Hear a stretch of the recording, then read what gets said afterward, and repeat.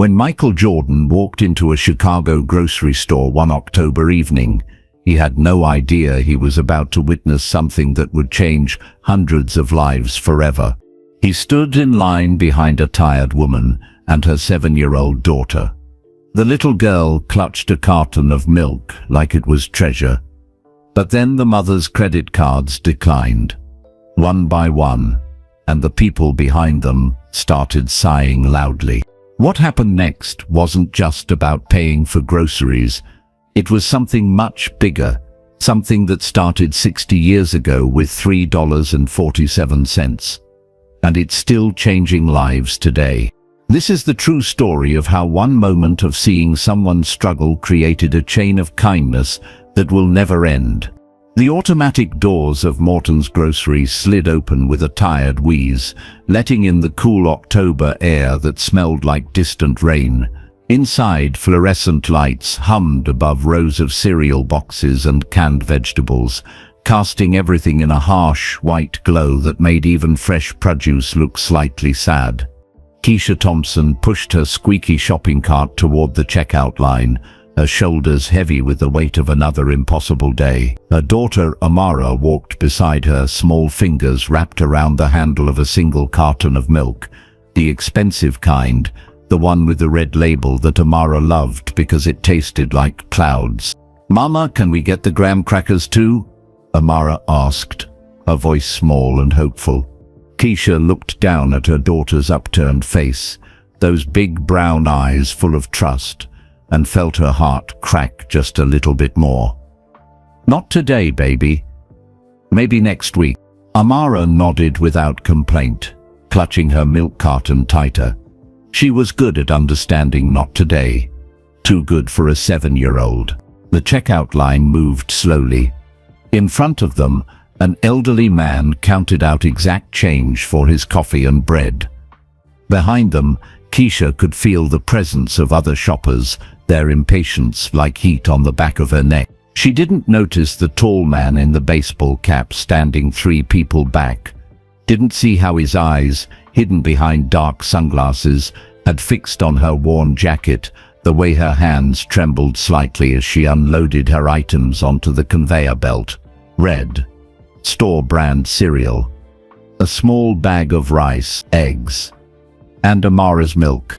Michael Jordan had stopped at Morton's on his way home from practice, needing nothing more than bottled water and protein bars. He'd been thinking about the playoffs, about his knee that ached more each season, about whether this would be his last championship run. Small concerns of a blessed life. Then he'd seen them, the mother and daughter. Something about the way the little girl held that milk carton like it was precious, like it was everything, made him pay attention. "That'll be $23.47, the cashier said, her voice flat with the boredom of 1,000 repeated transactions. Keisha pulled out her wallet, hands moving with practiced efficiency. She swiped her credit card through the machine and waited. The seconds stretched. The machine beeped, a harsh, declining sound that seemed to echo through the entire store. "It's not going through," the cashier said, barely looking up. "Can you try again?" Keisha's voice stayed steady, but Michael saw her jaw tighten. The second swipe. The same beep. Decline. "Do you have another card?" Keisha pulled out a different card. Her emergency card, the one she'd been saving for real emergencies, though she couldn't imagine what would be more real than this. She slid it across the scanner. Declined. Behind them, someone sighed loudly. Another person muttered something under their breath. The line was growing, and patience was wearing thin. "I'm sorry," Keisha said, her voice quieter now. I need to put some things back." She started removing items from the bags the cashier had already begun filling. The bread went first, then the cereal. Her hands moved mechanically, her face a mask of controlled dignity, but Michael could see the shame creeping into her shoulders, the way she made herself smaller. Then she turned to Mara. "Baby, I need to put the milk back too." Michael watched the little girl's face. He expected tears, expected a tantrum. That's what kids did when they didn't get what they wanted. But Amara just looked up at her mother with those huge eyes, nodded once and carefully handed over the milk cart. Her bottom lip trembled, but she didn't cry. She just squeezed her mother's hand and whispered, "It's okay, Mama." That's when something shifted in Michael's chest. He'd seen poverty before. He'd grown up with it, understood it. But there was something about this child's quiet acceptance, this mother's fierce dignity, that reached into his past and pulled out a memory he'd been carrying for 30 years. He stepped forward. "Excuse me," he said. Keisha turned, her eyes meeting his for the first time. Even through his sunglasses and cap, even trying to be invisible, there was something unmistakable about Michael Jordan. But Keisha didn't recognize him. She was too tired, too humiliated, too focused on just getting out of this store. "Please, let me help," Michael said quietly, pulling out his wallet. "No." The word came out sharp, immediate. Keisha gathered what remained of her dignity like armor. "Thank you, but no." She took Amara's hand. Together, they walked toward the exit, leaving their empty cart behind. The little girl didn't look back at the milk. She just held her mother's hand and kept walking. Michael stood frozen, his wallet still in his hand. The cashier stared at him. The people in line stared at him. But he only watched the automatic doors slide shut behind a mother and daughter who had nothing, yet somehow had everything that mattered. He looked down at the abandoned items on the counter, the bread, the cereal, the milk, with the red label. Then he looked at the cashier and pulled out not just his credit card, but a business card too. "Ring all of this up," he said, his voice low and urgent. "And I need you to do something else for me. Something important." What he asked for next, what he set in motion in that grocery store on that ordinary October evening, would change lives in ways no one could have imagined. But first, he had to find them. The walk home from Morton's grocery took 23 minutes on foot. Keisha knew because she'd timed it dozens of times, calculating whether the bus fare was worth saving when her legs could carry her for free. Tonight, with Amara's small hand in hers and shame burning hot in her chest, it felt like hours. "Mama, your hand is shaking," Amara said softly. Keisha looked down and realized her daughter was right. She forced her fingers to relax, forced her face into something that might pass for calm. "Just cold, baby. Let's walk faster and warm up." They lived in a narrow brick building on Chicago's South Side, the kind of place where the front door stuck in winter and the hallway always smelled like someone's cooking mixed with old carpet. Apartment 3C, third floor, no elevator. Keisha's legs burned as they climbed the stairs, but she'd long ago stopped noticing that particular pain. The apartment was small, calling it one bedroom was generous. Really, it was a studio with a closet that someone had optimistically labeled a bedroom. Amara slept on a twin mattress in that closet room, surrounded by walls she'd covered with crayon drawings. Keisha took the sagging couch in the main space, which also served as kitchen, dining room and living room, all at once. But it was theirs, for now. "Are you hungry, baby?" Keisha asked, though she already knew what she could offer. She opened the refrigerator, ancient, humming beasts that barely kept things cold, and stared at the contents. 2 eggs, half a loaf of bread, some margarine, a jar of grape jelly with maybe 2 spoonfuls left. "I'm okay," Amara said, which was her way of saying yes, but knowing better than to ask. Keisha made them each a slice of bread with jelly and a fried egg. She gave Amara the bigger portion, claiming she'd eaten at work, which was a lie. They sat at the small folding table by the window, eating in comfortable silence while the streetlights flickered on outside. 3 years. It had been 3 years since Marcus died. The memory hit Keisha like it always did, sudden and sharp. Marcus on the construction site, the scaffold failing, the phone call that shattered her world into before and after. He'd been a good man, a loving husband, a father who'd sung silly songs to Amara every night before bed, and then he was gone, leaving behind medical bills from his 3 weeks in the hospital, funeral costs, and a grief so heavy Keisha sometimes forgot how to breathe. The life insurance policy he'd believed would protect them turned out to have a clause about workplace accidents. The construction company had lawyers. Keisha had desperation. She'd lost that fight before it even began. "Mama, can I draw before bed?" Tamara's voice pulled Keisha back to the present. "Of course, sweetheart."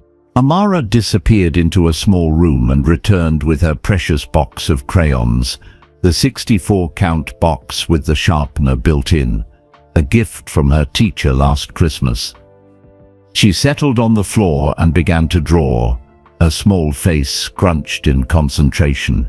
Keisha watched her daughter create worlds in color and smiled, despite everything.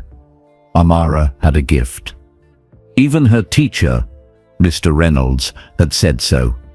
"Your daughter sees things differently," he'd told Keisha at the last parent-teacher conference. "She has real talent. With the right opportunities." He'd trailed off, both of them understanding that right opportunities cost money they didn't have. Keisha worked 2 jobs. The morning shift at Sandon Bubbles laundromat started at 6 a.m. She folded other people's clothes, inhaled the chemical smell of detergent, and earned $9 an hour. The evening shift cleaning offices downtown started at 7 p.m. and ran until midnight. Another $9 an hour, plus whatever tips the generous workers left, usually nothing. 2 jobs. 80 hours a week. Still not enough. The math haunted her constantly. Rent was $850, and she was already 2 weeks late. Electricity averaged 20 hours. Her phone, which she needed for work calls, was 45s. Food, toiletries, Amara's school supplies, the bus fare she couldn't always avoid, it all added up to more than she had. Every month was a calculation of which bill could wait, which payment could be delayed, what they could live without. She'd applied for assistance programs, but somehow she made too much to qualify. "You're employed," they'd said, as if that word meant security instead of exhaustion. "You make above the poverty line." Never mind that the poverty line was drawn by people who'd never tried to live on it.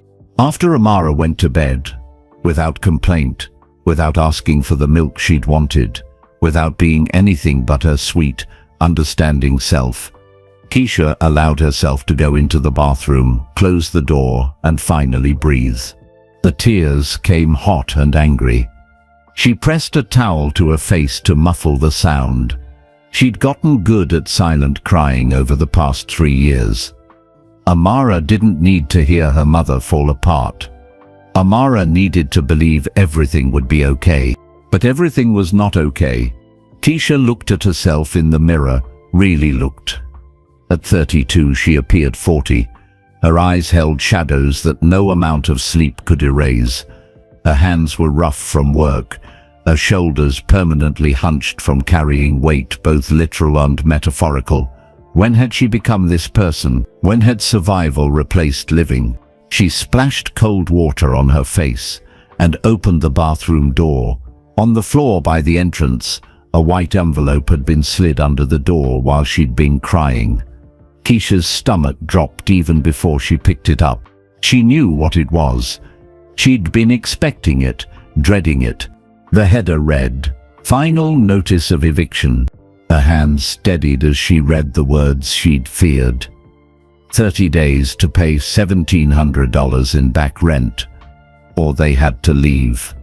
30 days to find money that might as well have been $1 million. 30 days before her daughter had no home. Keisha slid down the wall until she was sitting on the floor, the notice in her lap. This was it. The moment when trying hard wasn't enough, when working 2 jobs wasn't enough, when love and determination couldn't pay the rent. She thought about calling her mother, but her mother lived in a senior facility in Atlanta with barely enough for herself. She thought about friends, but poverty had a way of trimming your social circle down to nothing. Everyone she knew was struggling just as hard. For the first time since Marcus died, Keisha felt truly hopeless. Not tired, not stressed. Hopeless. Like she'd been swimming against a current for 3 years and had finally run out of strength. She didn't know how long she sat there on the floor, staring at nothing. But eventually she heard a sound that made her freeze. Someone was knocking on her door. At 9 o'clock at night, Keisha stood slowly, her heart hammering. She looked through the peephole and saw a well-dressed black woman in her 50s, holding a leather portfolio and wearing an expression of patient kindness. Against every instinct that said not to answer, against every lesson about stranger danger and city safety, Keisha found herself turning the deadbolt and opening the door. The woman smiled gently. "Good evening, my name is Patricia Williams. I'm a family advocate, and I was hoping I could speak with you about your daughter, Amara. It's regarding something that happened today at Morton's grocery." Keisha's grip tightened on the door frame. "How do you know where I live? How do you know my daughter's name?" "I understand this seems strange," Patricia said calmly, "but someone witnessed what happened today and asked me to reach out to you. May I come in? I promise you, I'm here to help." Every warning bell in Keisha's head rang at once. But something in Patricia's eyes, something genuine and kind, made her hesitate. And maybe it was the hopelessness she'd just been drowning in. Or maybe it was exhaustion, or maybe it was the faint, desperate hope that anything could change. Keisha stepped aside and let the stranger in. Patricia Williams stepped into the small apartment with the careful grace of someone who understood that crossing a threshold uninvited was a privilege, not a right. She didn't look around with judgment or pity. She simply stood and waited for Keisha to close the door, to feel safe, to decide what happened next. "Please, sit down," Keisha said, gesturing to the worn couch that doubled as her bed. She remained standing, arms crossed, every muscle in her body tense. "You have 5 minutes to explain who you are and what you want." Patricia sat, placing her portfolio on her lap, but not opening it. "Fair enough. I work with families in crisis situations. I connect them with resources, opportunities, and sometimes with people who want to help but don't know how. I don't need charity." The words came out harder than Keisha intended. "I'm not offering charity," Patricia replied evenly. "I'm offering a conversation. That's all. 5 minutes, like you said." Keisha stayed standing, but something in her posture softened slightly. "You said this is about the grocery store, about Amara." "Yes, someone saw what happened today. They saw a mother trying her best, working hard, doing everything right, and still struggling. They saw a little girl who understood disappointment without complaint, and they wanted to know more about your family." "Who?" Keisha demanded. "Who sent you?" Patricia smiled but didn't answer directly. "Someone who understands what it means to need help. Someone who remembers their own family struggles. They asked me to come here and ask you one simple question." Keisha waited, her heart beating fast. "If you could give Amara any opportunity in the world," Patricia said slowly, "what would it be?" The question hit Keisha like a physical thing. She opened her mouth to answer, then closed it. Her mind raced through possibilities. College, art lessons, a safe neighborhood, 3 meals a day, a childhood without worry. "I don't understand what you're asking," Keisha finally said. "I'm asking what you dream for your daughter, not what you think is realistic or possible. What you actually dream." Keisha's walls, built so carefully over 3 years of survival, began to crack. She moved to the window, looking out at the street below where a group of teenagers clustered under a streetlight. I dream she never has to feel ashamed in a grocery store line. I dream she can be a child instead of understanding adult problems. I dream she can draw and paint and create without worrying about the cost of paper. Her voice broke. She stopped. Behind her, she heard the rustle of movement. When she turned, Patricia was standing now too, but keeping a respectful distance. I dream she has choices, Keisha whispered. That's all, just choices. The choice to go to college or not. The choice to pursue art or science or whatever makes her happy. The choice to be anything she wants without poverty deciding for her. Patricia nodded slowly. Tell me about Amara. And somehow, with this stranger in her tiny apartment, Keisha found herself talking. She talked about Amara's kindness, how she shared her lunch with kids who forgot theirs. She talked about the drawings covering the walls of that closet bedroom, basketball players and dancers, flowers and buildings, portraits of her father that Amara drew from memory, even though his face grew fuzzier in her mind each year. She has straight A's, Keisha said. Even though I can't help with homework because I'm working. Even though we can't afford tutors or fancy supplies. Her teacher says she's gifted, that she sees the world differently. Mr. Reynolds, Patricia said. Keisha's head snapped up. How do you know her teacher's name? I told you, someone wanted to learn about your family. We do our homework. Patricia's expression remained kind, but serious. Keisha, what if I told you that someone wants to invest in Amara's future? In your future? Why? The word came out harsh, suspicious. Nobody does something for nothing. What would you want? What would they want? That's a fair question. You've been hurt before, haven't you? People making promises they didn't keep? Keisha thought about Marcus's construction company, promising to take care of them. The insurance company, promising coverage. The assistance programs promising help that never came. Everyone makes promises, she said bitterly. A small sound made them both turn. Amara stood in the doorway of her small room, rubbing sleep from her eyes. She wore pajamas that had been passed down from a neighbor's daughter, pink with faded unicorns, 2 sizes too small so her ankles showed. Mama? Who's the lady?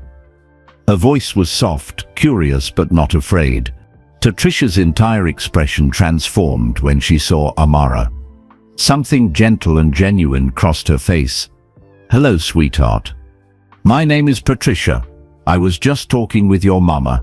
Amara walked over and leaned against Keisha's side.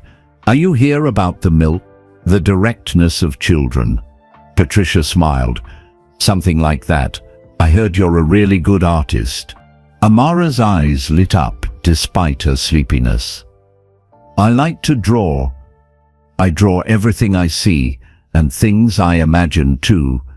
Sometimes I draw things that haven't happened yet. Things that haven't happened yet?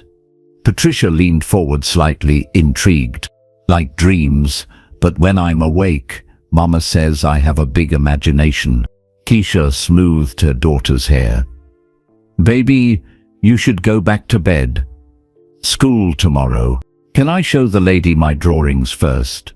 Amara asked. Before Keisha could object, Amara disappeared into her room and returned with 3 pieces of paper. She handed them to Patricia with the solemnness of someone sharing treasure. Patricia studied each one carefully. The first showed a family having a picnic. The sun drawn with careful rays extending to touch each person. The second depicted the Chicago skyline with birds flying between buildings, each window drawn with meticulous detail. The third was the most recent, Keisha could tell by the crayon sharpness. It showed a grocery store. A woman and a little girl standing at a checkout counter, and behind them a tall figure with arms outstretched, surrounded by light that Amara had colored in bright yellow and gold. Who is this? Patricia asked gently, pointing to the tall figure. The helper man. Amara said simply, he was at the store today. He wanted to help us, but Mama said no thank you. I drew him anyway because he had a kind face, even though I couldn't see his eyes. Patricia looked up at Keisha, something significant passing between them. May I keep this drawing, just for a little while? Amara looked at her mother. Keisha found herself nodding, though she wasn't sure why. Okay, you really do need to sleep now, Keisha said, guiding Amara back to her room. She tucked her daughter in, kissed her forehead, and waited until Amara's breathing grew deep and steady. When she returned to the living room, Patricia was standing by the door, the drawing carefully placed in her portfolio along with something else, a white business card. Keisha, I'm going to be honest with you, Patricia said quietly. What I'm offering sounds impossible. It sounds too good to be true, and I know you have every reason to be suspicious. But sometimes, very rarely, good things happen to good people. She held out the business card. It was plain white with nothing on it except a phone number in black print. When you're ready to hear what we're offering, and I mean really ready, not just curious but willing to listen with an open mind, call this number. You have until tomorrow night at 8 p.m. to decide. Why the deadline? Keisha asked, taking the card. Because opportunities have timing. And because I need to know if you're ready to accept help, or if pride is going to stand in the way of your daughter's future. Patricia's words weren't harsh, just truthful. There's no shame in either choice. But you need to make one. Keisha stared at the card. Just numbers. Nothing else. You haven't told me who sent you. You haven't told me what they want. You're asking me to call a random number and just trust you. I'm asking you to trust that someone saw you today and recognized something in you. Something worth investing in. Patricia opened the door but paused before leaving. Your daughter drew that man surrounded by light. Children see things adults miss. Maybe you should ask yourself why she saw him that way. And then she was gone, leaving Keisha alone with a business card, an eviction notice, and more questions than answers. Keisha walked to Amara's room and looked at the drawings covering the walls. Basketball players in mid-jump, flowers in impossible colors, a portrait of Marcus smiling, his eyes full of love. Amara remembered even if his features grew fuzzy. And there, in the corner, older drawings from months ago, more figures surrounded by light. A teacher staying late with a student. A neighbor carrying groceries for an elderly woman. A stranger helping someone who'd fallen.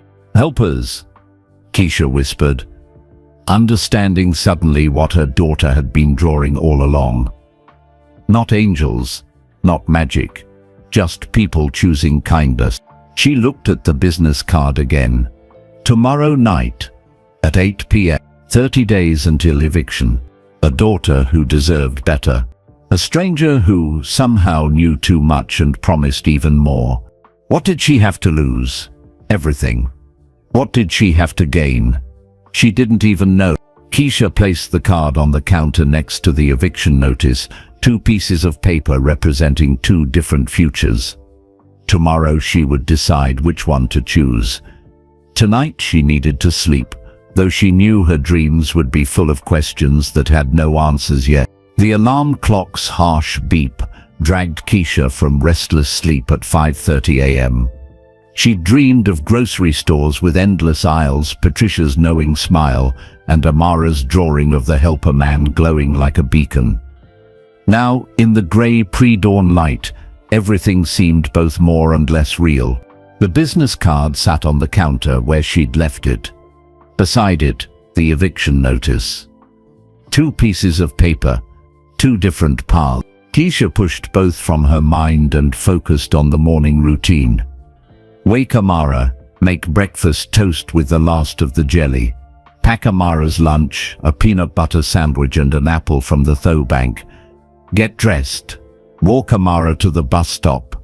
Catch her own bus to Suds and Bubbles laundromat. Mama, you look tired, Amara said, as they walked hand in hand through the chilly morning air. I'm okay, baby. Just thinking about work. Was the angel lady real? Or did I dream her? Keisha squeezed her daughter's hand. She was real. Good, Amara said simply. I liked her. She looked at my drawings like they were important. The bus arrived with a hiss of brakes. Keisha kissed Amara's forehead. Be good today. Learn everything. I will. Love you, Mama. Love you more. Keisha watched the bus pull away.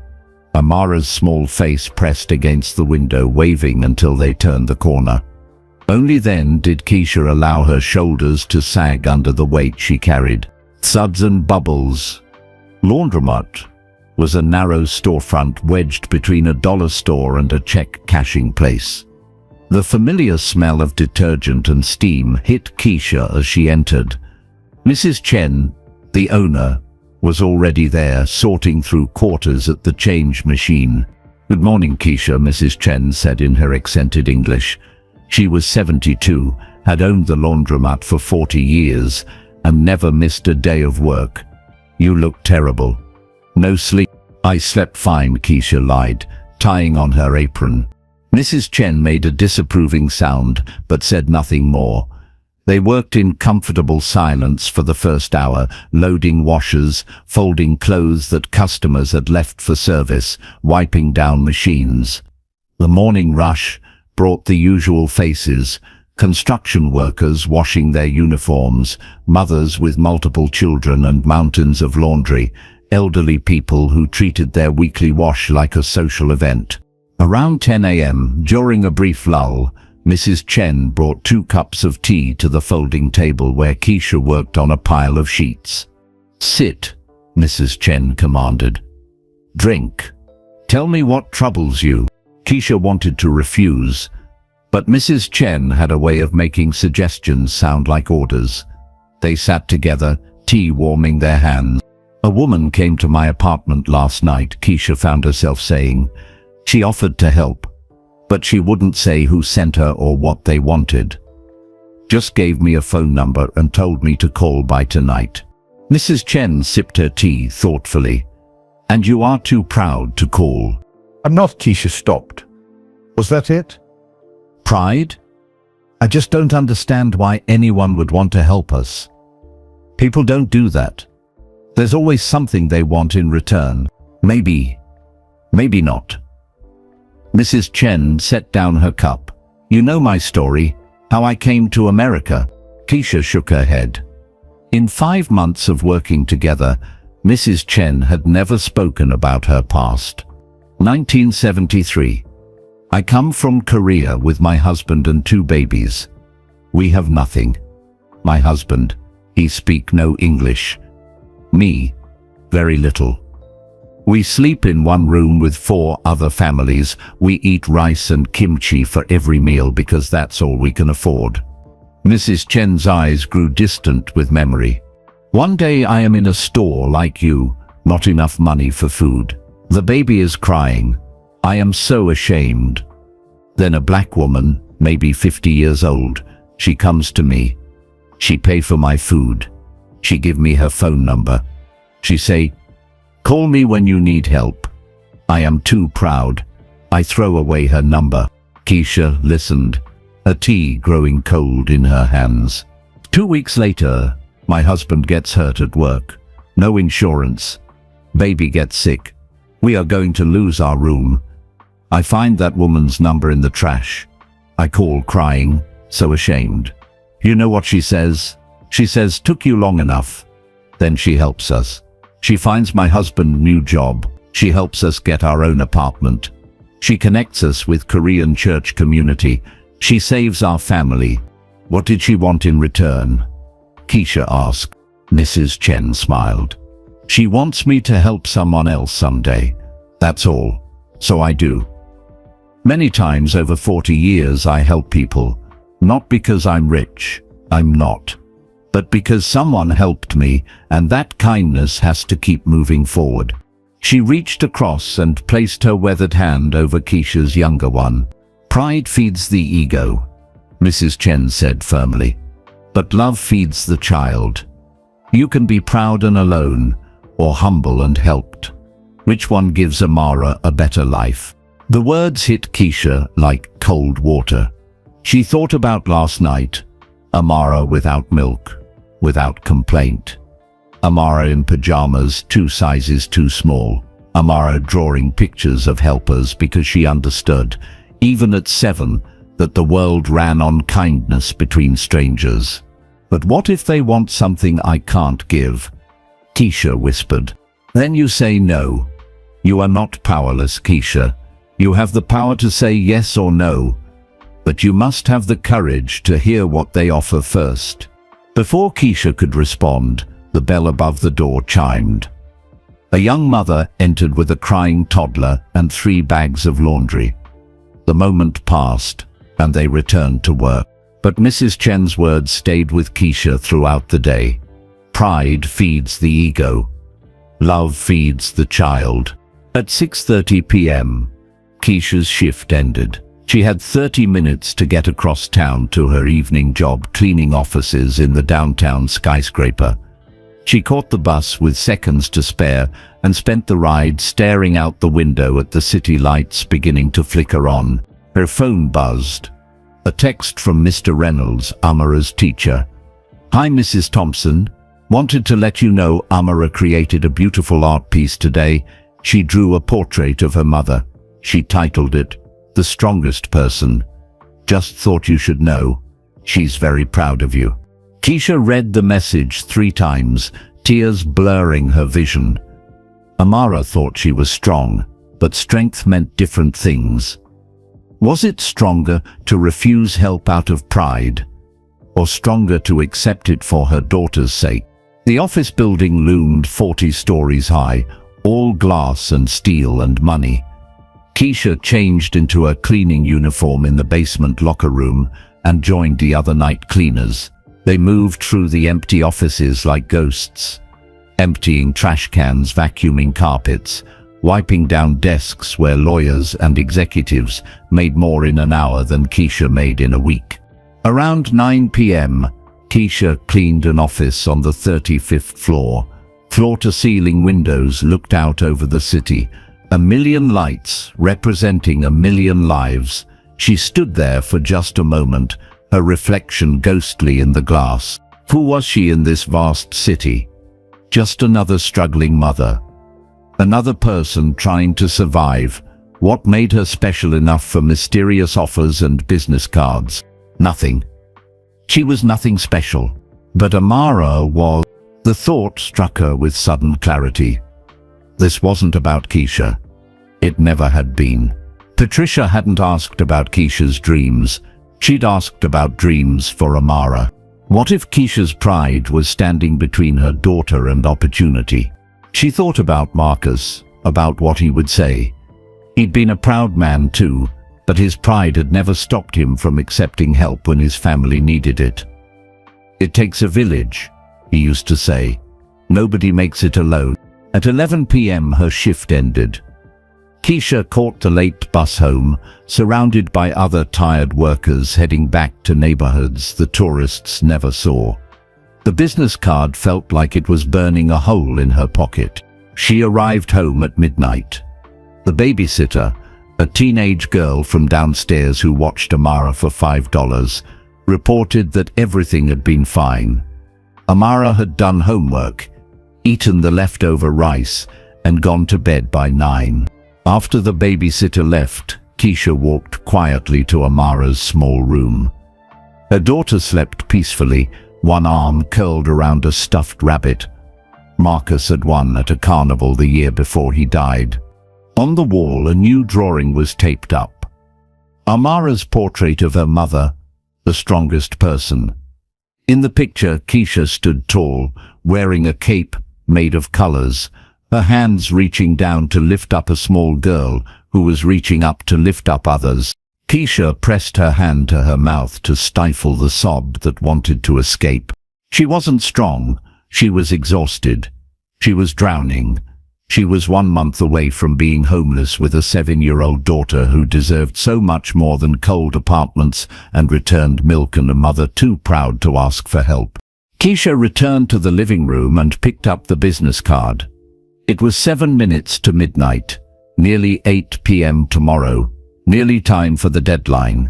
No, not tomorrow. Today. It was already Wednesday. She had 20 hours left to decide. But really, the decision was already made. It had been made the moment Amara handed back that milk without crying.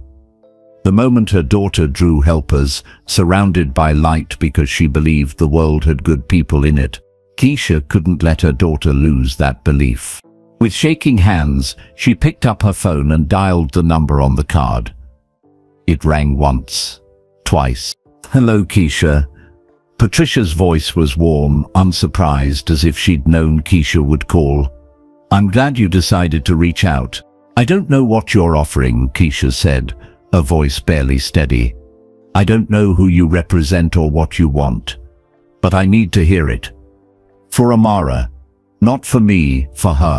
I understand, and I promise you, this is about both of you.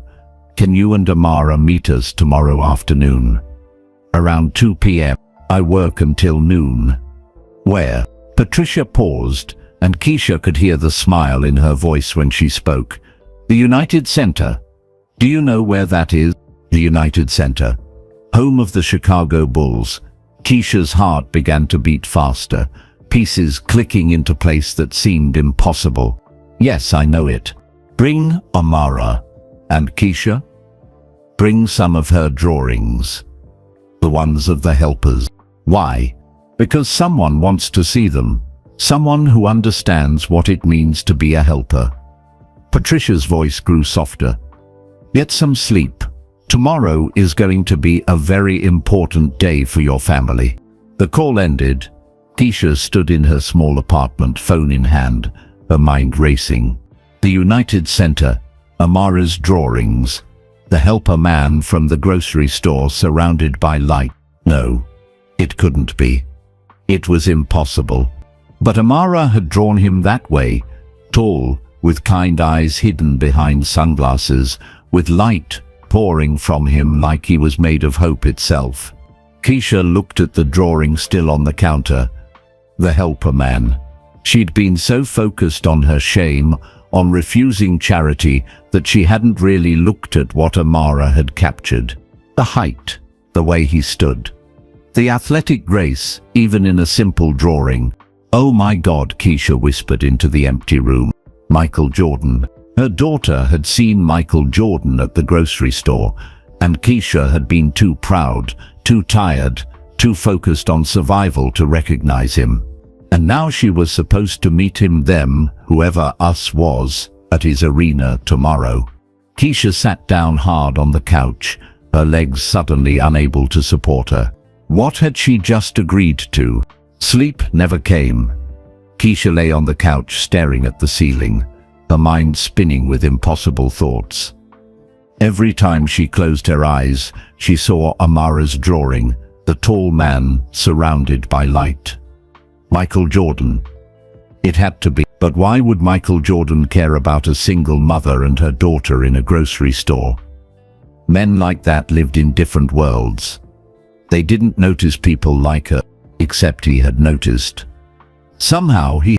At 5 a.m., Keisha gave up on sleep. She showered, dressed in her cleanest jeans and a sweater that didn't have any stains, and made breakfast. When Amara woke up at 6:30, she found her mother already packed and ready. "No school today, baby," Keisha said, her voice steadier than she felt. "We have somewhere important to go." Amara's eyes widened. "Where?" "It's a surprise. But we need to bring some of your drawings, the ones with the helpers." Amara scrambled to her room and returned with a folder full of pictures. She'd been drawing helpers for months. Keisha hadn't realized how many there were. Teachers and neighbors, strangers and friends, all surrounded by Amara's signature light. "Why do you always draw them with light?" Keisha asked, suddenly curious. Amara thought about it seriously.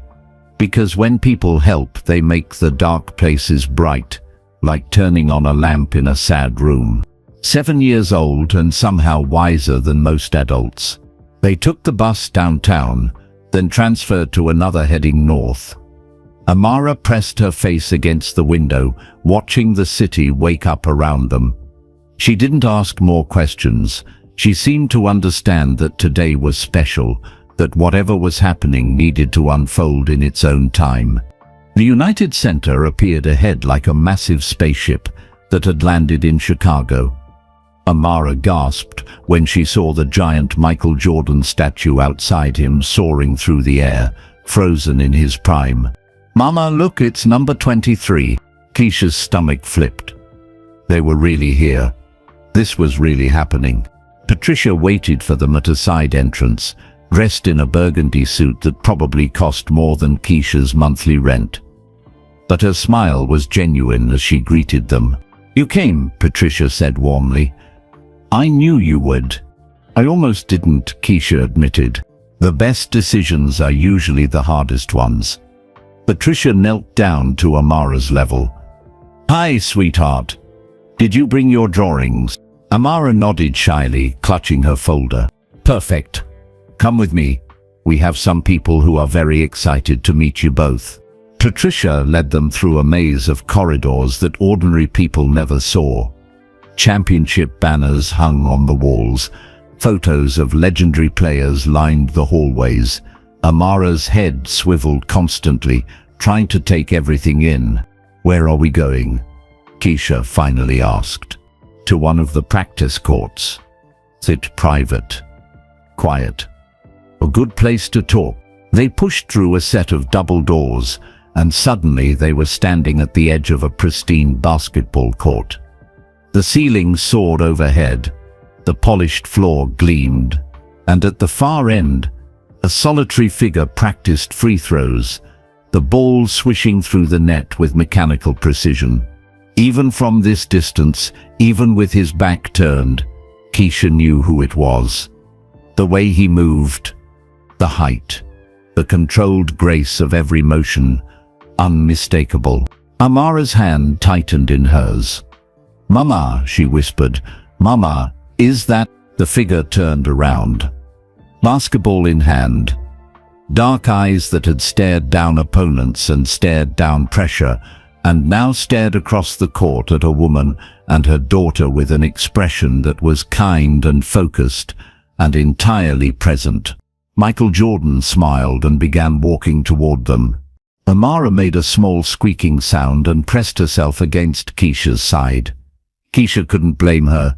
She felt like her own knees might give out. He stopped a respectful distance away, still holding the basketball. Up close, he was taller than he looked on television, but somehow also more human. There was gray in his hair now, lines around his eyes. This wasn't the invincible athlete from the posters. This was a man, real and present. "Hi there," he said, his voice surprisingly gentle. He looked directly at Amara. "You must be Amara. I heard you like to draw." Amara nodded, unable to speak. Keisha had never seen her daughter so awestruck. Michael set down the basketball and lowered himself to one knee, bringing himself to Amara's eye level. "I know this is probably pretty overwhelming.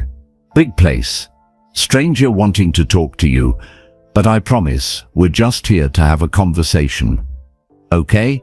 Something in his tone, warm, patient, with no hint of condescension, helped Amara find her voice.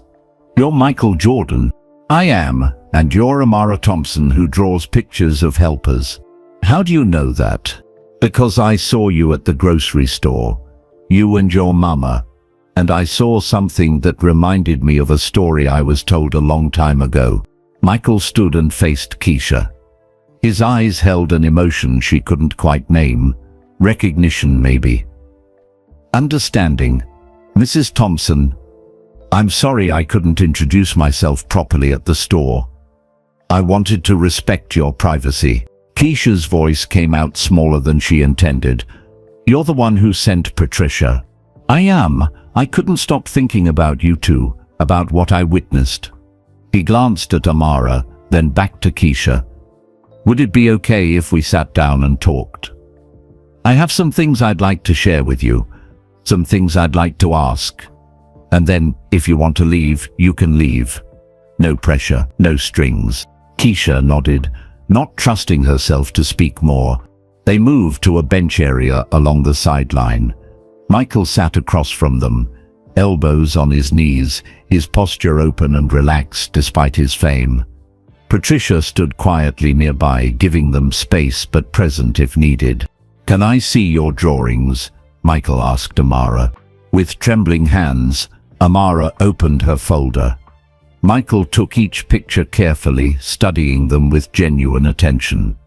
The teacher staying late, the neighbor helping with groceries, the stranger offering directions, the helper man at the store himself surrounded by golden light. He paused on that last one, his jaw tightening with emotion. "You're very talented," he said quietly. "These are really special, Amara. You know why?" She shook her head. "Because you see something that most people miss. You see the moment when someone chooses to be kind. That's a gift, being able to see that, to capture it." Michael reached into his pocket and pulled out a small, worn sketchbook. He opened it to show pages filled with rough pencil drawings, basketball plays, court diagrams, but also other things. A person helping another up, a teacher with students. Simple drawings, nowhere near as colorful as Amara's, but similar in spirit. "I used to draw too," he said. "Still do sometimes. When I was a kid, before basketball took over my life, I loved to sketch. My mother encouraged it. She said art taught you to see the world differently." Amara's eyes widened. "You draw helpers too." "I try to. Not as well as you, though." He smiled and closed his sketchbook. "Amara, would you mind if I talk to your mama alone for a few minutes? Patricia has something cool to show you, if that's okay." Amara looked at Keisha, who nodded. "It's okay, baby. I'll be right here." Patricia gently led Amara toward the other end of the court, talking softly about the championship banners hanging from the ceiling. When they were out of earshot, Michael turned his full attention to Keisha. "I need to tell you a story," he said, "and I need you to listen with an open mind. Can you do that?" Keisha nodded, her heart hammering. "When I was growing up, my family didn't have much. My mother worked multiple jobs. My father worked construction. We weren't poor exactly, but money was tight. New shoes were a luxury. Sometimes dinner was creative." His eyes grew distant with memory. "I had a mentor, a man named James Henderson. He ran a community basketball program where I learned to play. James's mother, Dorothy, she'd been a single mother back in the late 60s. She'd struggled like you're struggling now. And one day, when James was just a kid, she couldn't afford to buy him milk at a grocery store." Keisha's breath caught. Someone helped her that day, a stranger who saw her struggling and stepped in. Not with judgment, not with pity, with humanity. That one moment changed their family's trajectory. Dorothy got back on her feet. "James grew up to be an incredible man who changed my life, and he made me promise something." Michael leaned forward, his gaze intense but kind. "He made me promise that if I ever made it big, if I ever had the resources to help, I would pay forward what was given to his family. Not just with money, but with presence. With seeing people, really seeing them." "And you saw us," Keisha whispered. "I saw you. I saw your daughter give back that milk without crying.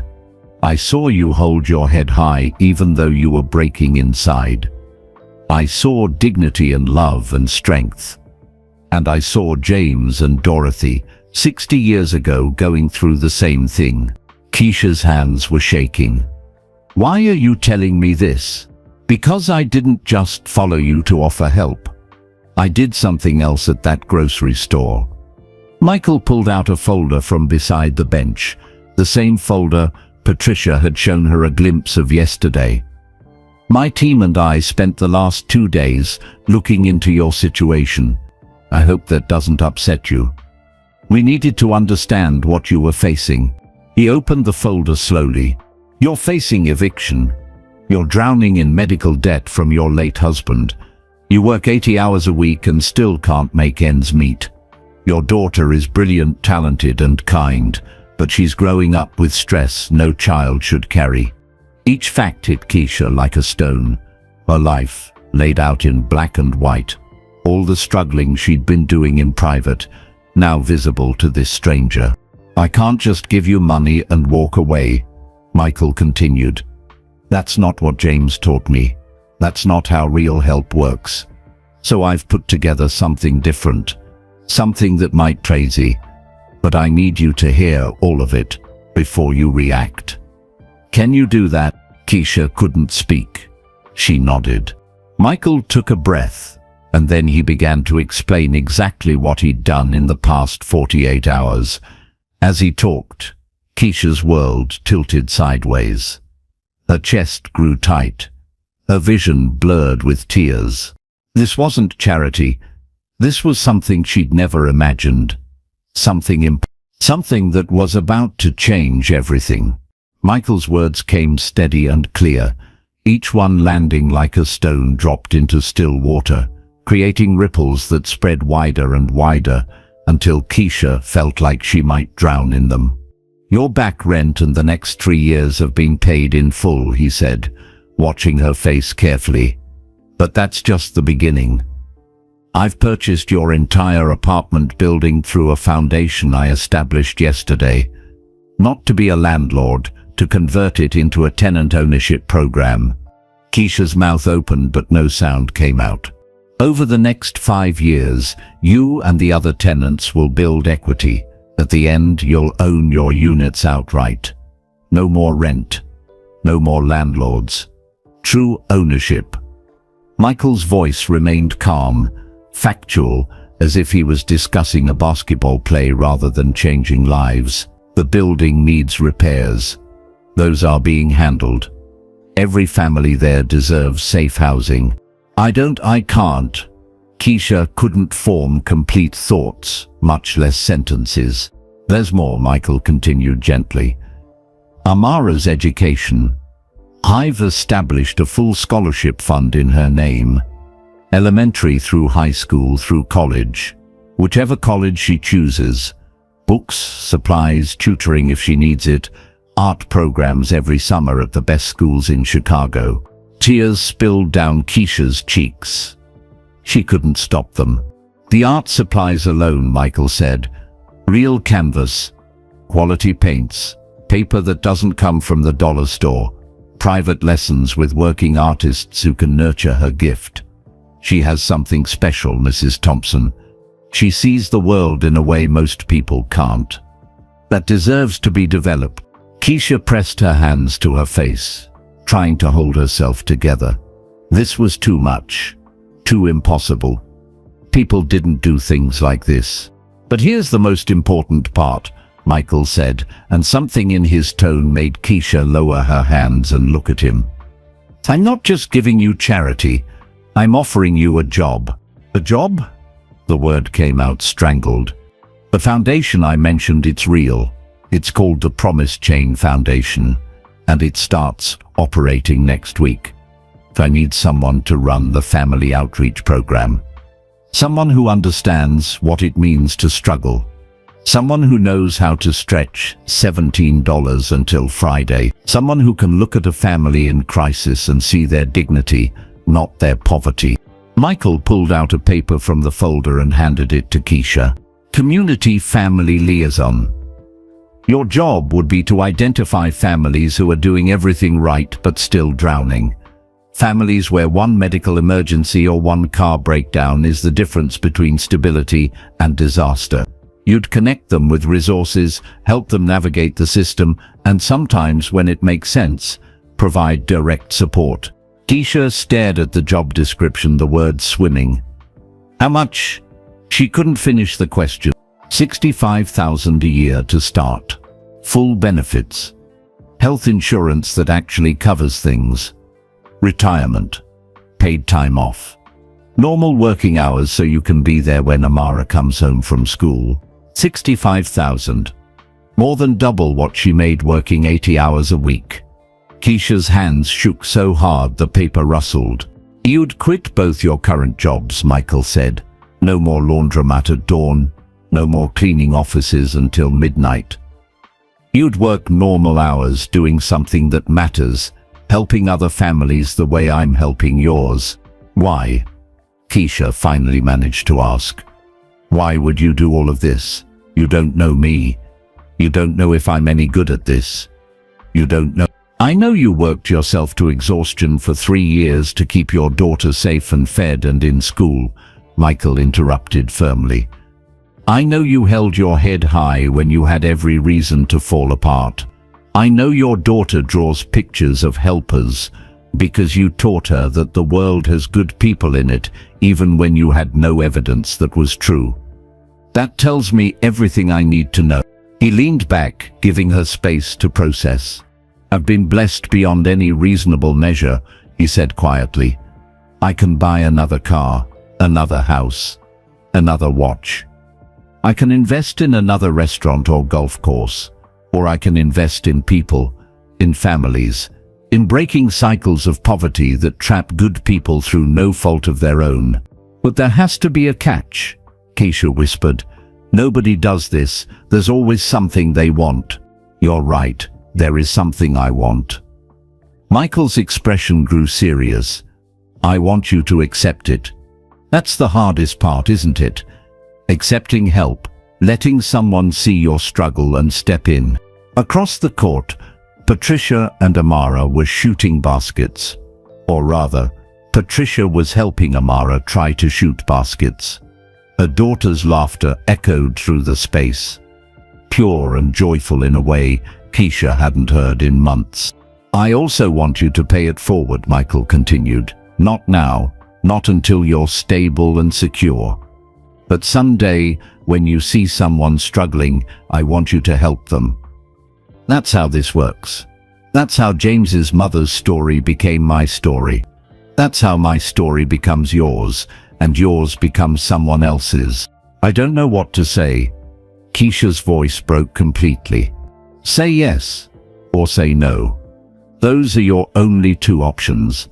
"But Keisha," Michael waited until she met his eyes. "If you say no, you're not just making a decision for yourself, you're making it for Amara too. Is your pride worth more than her future?" The question, so similar to what Mrs. Chen had said, hit Keisha like a physical blow. Pride feeds the ego. Love feeds the child. "Can I ask one thing?" Keisha said through her tears. "Anything. Why that grocery store? Why that day? How did you happen to be there?" Michael smiled, but it was sad around the edges. "I wasn't supposed to be. I was driving home from practice. I was thinking about my next game, my next contract, my next investment. Normal things, selfish things, maybe. Then I passed that grocery store and something made me stop. I told myself I needed water. But I think," he paused, choosing his words carefully, "I think James made me stop. He died 10 years ago, but I still feel him sometimes, pushing me toward the right thing. That day, I felt him push. So I went inside, and I saw you, and I saw Dorothy, and young James. History repeating itself, and I knew I had a choice.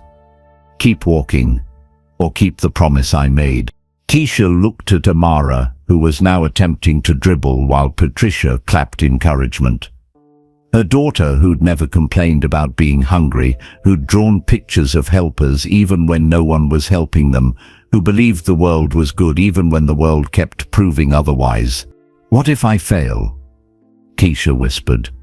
"What if I'm not good at this job? What if I mess everything up?" "Then we figure it out together," Michael said simply.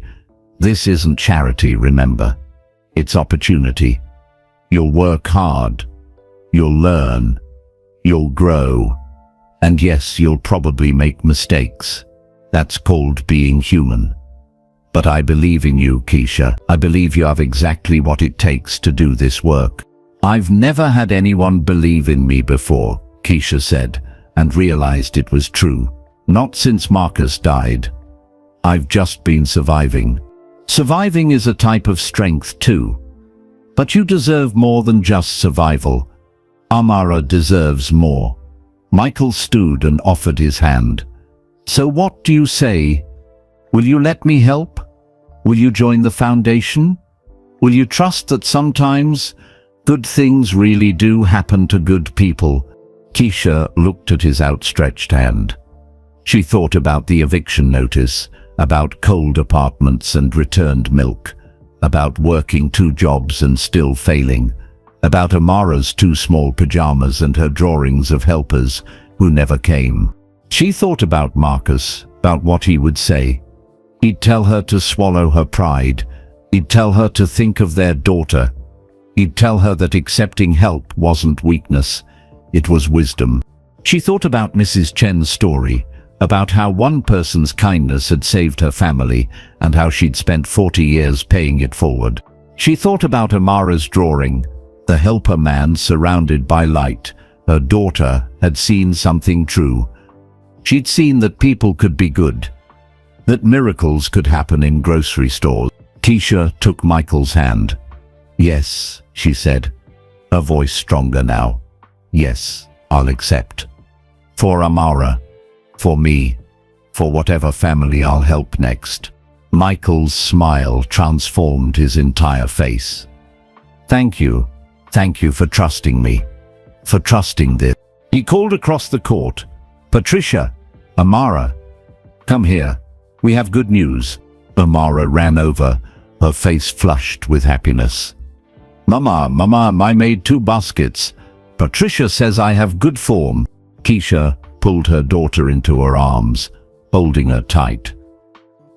Baby, some things are going to change for us. Good changes. Really good changes. Like what?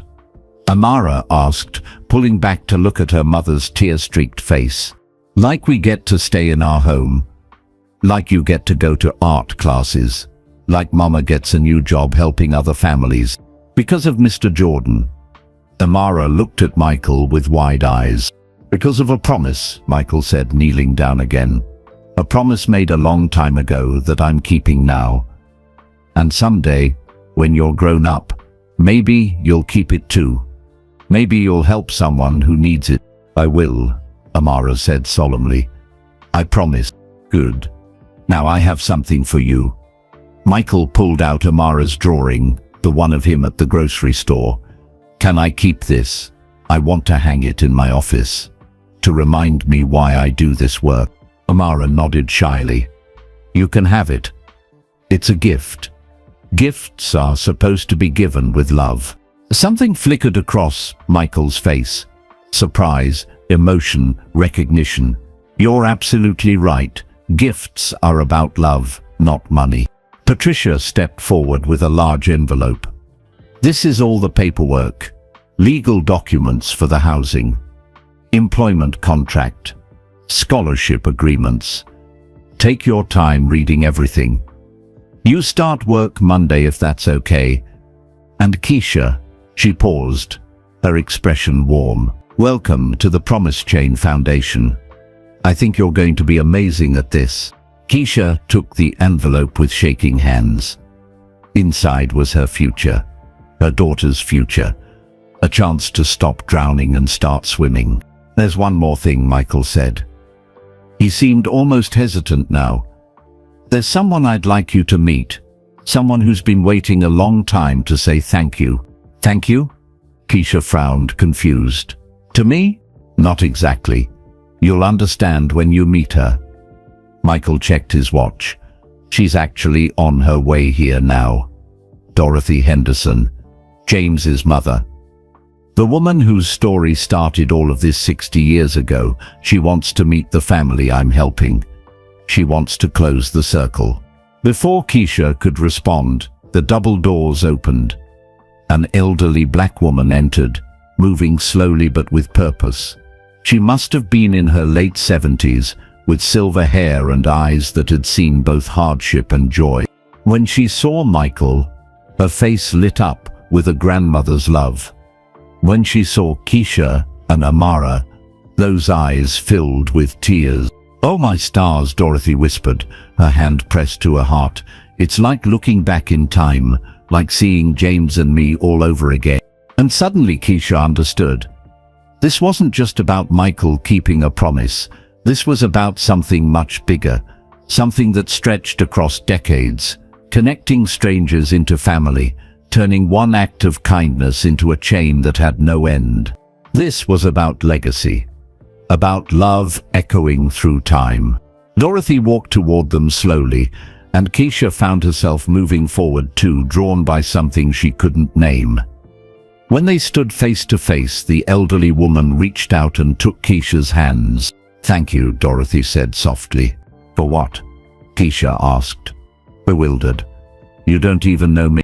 "I know you're a mother doing her best. I know you're strong and proud and scared. I know because I was you, 60 years ago." Dorothy squeezed her hands gently. "And now someone helped you, just like someone helped me. And someday, you'll help someone else. That's how we survive, child. That's how we make it. We carry each other." Keisha broke down completely then, sobbing in a way she hadn't allowed herself to cry since Marcus died. Dorothy pulled her into an embrace. This stranger who understood everything. Patricia moved to comfort Amara, who looked worried about her mother. Michael stood back, watching it all unfold, watching the circle close, watching the promise kept, watching history repeat itself but with a different ending. This time, "It's okay, baby," Keisha managed to say to Amara through her tears. "These are happy tears. Everything's going to be okay now. We're going to be okay." And for the first time in 3 years, she believed it. 3 months later, winter had arrived in Chicago with its usual force, sharp winds off the lake, gray skies that pressed down like a weight, sidewalks slick with ice. But inside apartment 3C, everything felt different, warmer, brighter, safe. Keisha stood at her window watching Amara play in the small courtyard below with other children from the building. Her daughter wore a new winter coat, purple, her favorite color, and boots that actually fit. She was laughing, her breath making clouds in the cold air, completely carefree in a way she'd never been before. The apartment looked different now too. The leaky ceiling had been repaired. New windows kept the cold out. The refrigerator no longer hummed and shuddered. It simply worked, staying cold and quiet like refrigerators were supposed to. Small changes that added up to something enormous, stability. But the biggest change was in Keisha herself. She'd started at the Promise Chain Foundation on a Monday morning in early November, terrified and uncertain. Patricia had given her an office, small but real, with a desk and a computer, and her name on the door. Keisha Thompson, Community Family Liaison. She'd stared at that nameplate for 10 minutes, hardly believing it was real. The work was harder than she'd expected, but not in the way cleaning offices had been hard. This was emotionally challenging. Every family she met carried their own version of her story, working hard but drowning, doing everything right but still failing, holding on to dignity by their fingernails. There was Carmen Rodriguez, a nurse with 3 kids, whose husband had left and whose car had died, making it impossible to get to her night shifts. Keisha had connected her with a car donation program and helped rearrange her work schedule. There was Robert Jenkins, a widower, trying to raise 2 teenagers alone while working at a warehouse.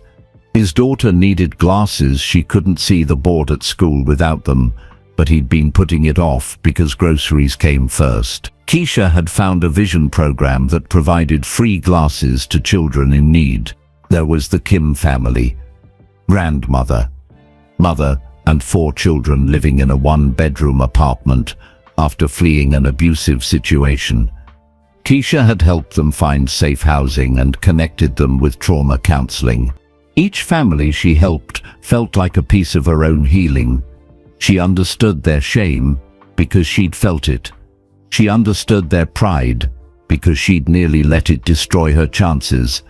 She understood their exhaustion because she'd lived it for 3 years. "You're a natural at this," Patricia had told her after the first month. "You have empathy without pity. That's rare and valuable." Keisha had nearly cried hearing that. For so long she'd felt like a failure, unable to provide for her daughter, unable to keep them stable, unable to do anything except survive. Now she was helping other people survive. More than that, she was helping them thrive. The Foundation's office was in a renovated building on the south side, deliberately placed in the community it served rather than in some downtown tower. Michael visited occasionally, never for publicity or recognition, just to check in.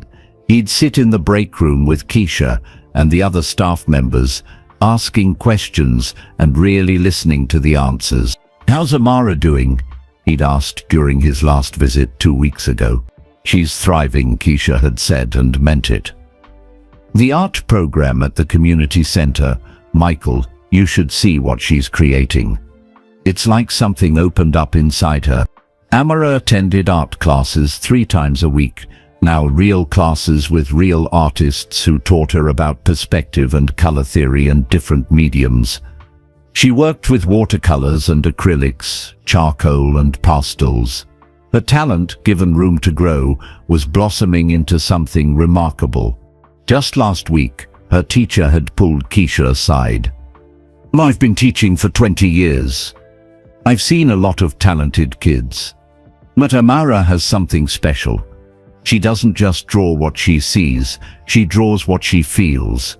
Emotion pours out of her work." The small closet bedroom was covered with new artwork now. The helpers were still there, but they'd evolved. Now Amara drew whole communities helping each other. Neighbors sharing food. Teenagers shoveling snow for elderly residents. Teachers staying late. Doctors treating patients with care. Bus drivers waiting for running passengers. Small acts of kindness that made the world turn. Keisha's phone buzzed. A text from Michael. "Exhibition at the Morrison Gallery tomorrow at 7 p.m. featuring young Chicago artists. Amara's teacher submitted her work. She's been selected. Thought you should know before the official call comes." Keisha's hand flew to her mouth. The Morrison Gallery was prestigious, known for discovering new talent, and they'd selected Amara? Her 7-year-old daughter? The official call came 10 minutes later. The gallery director, a woman named Susan Chen, was warm and enthusiastic. "Your daughter's work is extraordinary. So mature for her age, yet with a child's pure emotional honesty. We'd like to feature her in our Young Voices exhibition. 10 pieces. Would she be interested?" Would she be interested? Keisha wanted to laugh and cry at the same time. That evening when Amara came home from school, cheeks red from the cold, backpack dragging, Keisha sat her down at their little table. "Baby, I have some news." "Good news?" Amara's eyes widened with curiosity. "An art gallery wants to show your pictures. A real gallery where people come to look at art and buy it. They think you're talented enough to be in a special show with other young artists." Amara processed this information slowly. "People would look at my drawings. They would. And if someone really loved one of your pictures, they could buy it. The money would go into a special account for your future." "But Mama," Amara's face grew serious. "If people need the money more than me, can we give it to them? Like Mr. Jordan did for us?" Keisha pulled her daughter close, overwhelmed by the size of her small heart. "We can talk about that. Maybe we can do both. Save some and share some. Would that feel right?" Amara nodded against her shoulder. "I want to help people. That's what helpers do." The next few weeks were a whirlwind of preparation. Amara selected her 10 best pieces with her teacher's guidance. The gallery had them professionally framed. Invitations went out, local press got interested. Not because of Michael Jordan's connection, which the foundation deliberately kept quiet, but because of Amara's age and obvious talent. The building where they lived had transformed too. The Promise Chain Foundation's tenant ownership program was working exactly as designed. Families who'd been barely hanging on were now building equity, building futures. The sense of community had strengthened. People looked out for each other now, knowing they all shared a stake in their home. Keisha had helped organize a resident committee. They met monthly to discuss building improvements, community events, and ways to support each other. It was amazing what people could accomplish when they weren't drowning in survival mode. Mrs. Chen from the laundromat had visited once, bringing homemade dumplings and staying for tea. She'd looked around the repaired apartment and smiled. "You made the right choice. Pride or love, you chose love. You helped me see that," Keisha had said. "Thank you. Now you help others see it." The chain continues. The exhibition opening arrived on a Friday evening in late January. Keisha dressed carefully in a simple black dress that Patricia had helped her shop for. "You're representing the foundation tonight too," Patricia had said. "You should feel confident and professional." Amara wore a new dress, deep blue with stars embroidered on the skirt. She'd picked it out herself, saying it looked like helper light. The Morrison Gallery was packed when they arrived. Keisha's heart hammered as they walked through the doors into a space of white walls and track lighting, hushed conversations and the clink of wine glasses. This was a world she'd never thought she'd enter. And there on the walls were Amara's drawings, professionally framed, beautifully lit, transformed from crayon on paper into genuine art. Each piece had a title card. The Teacher Who Stayed showed Mr. Reynolds helping a student long after school ended. The Neighbor's Garden depicted Mrs. Washington from their building sharing vegetables with other residents. The Bus Driver's Kindness captured a driver waiting for a running passenger.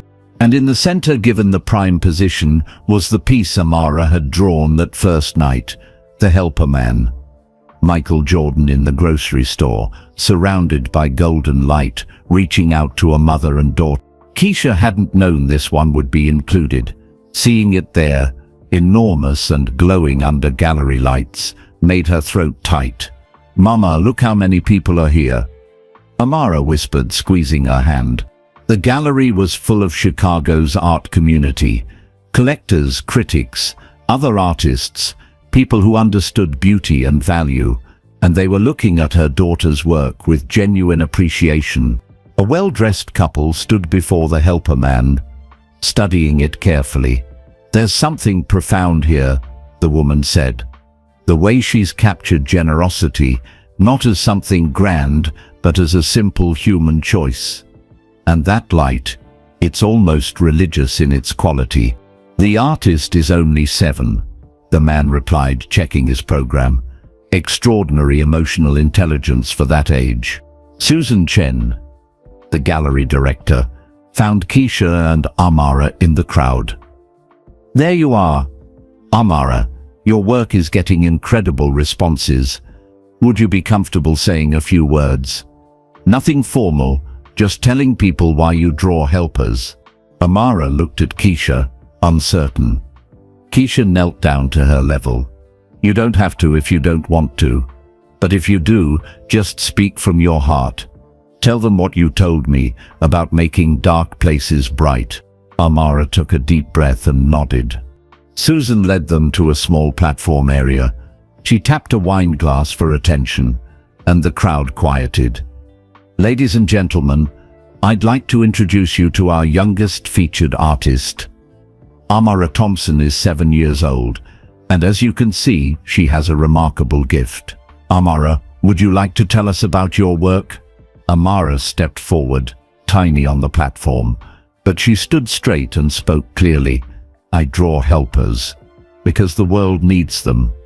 My mama taught me that being poor isn't being bad. Being poor just means you need help. And helping isn't showing off. Helping is seeing someone and remembering you're the same as them."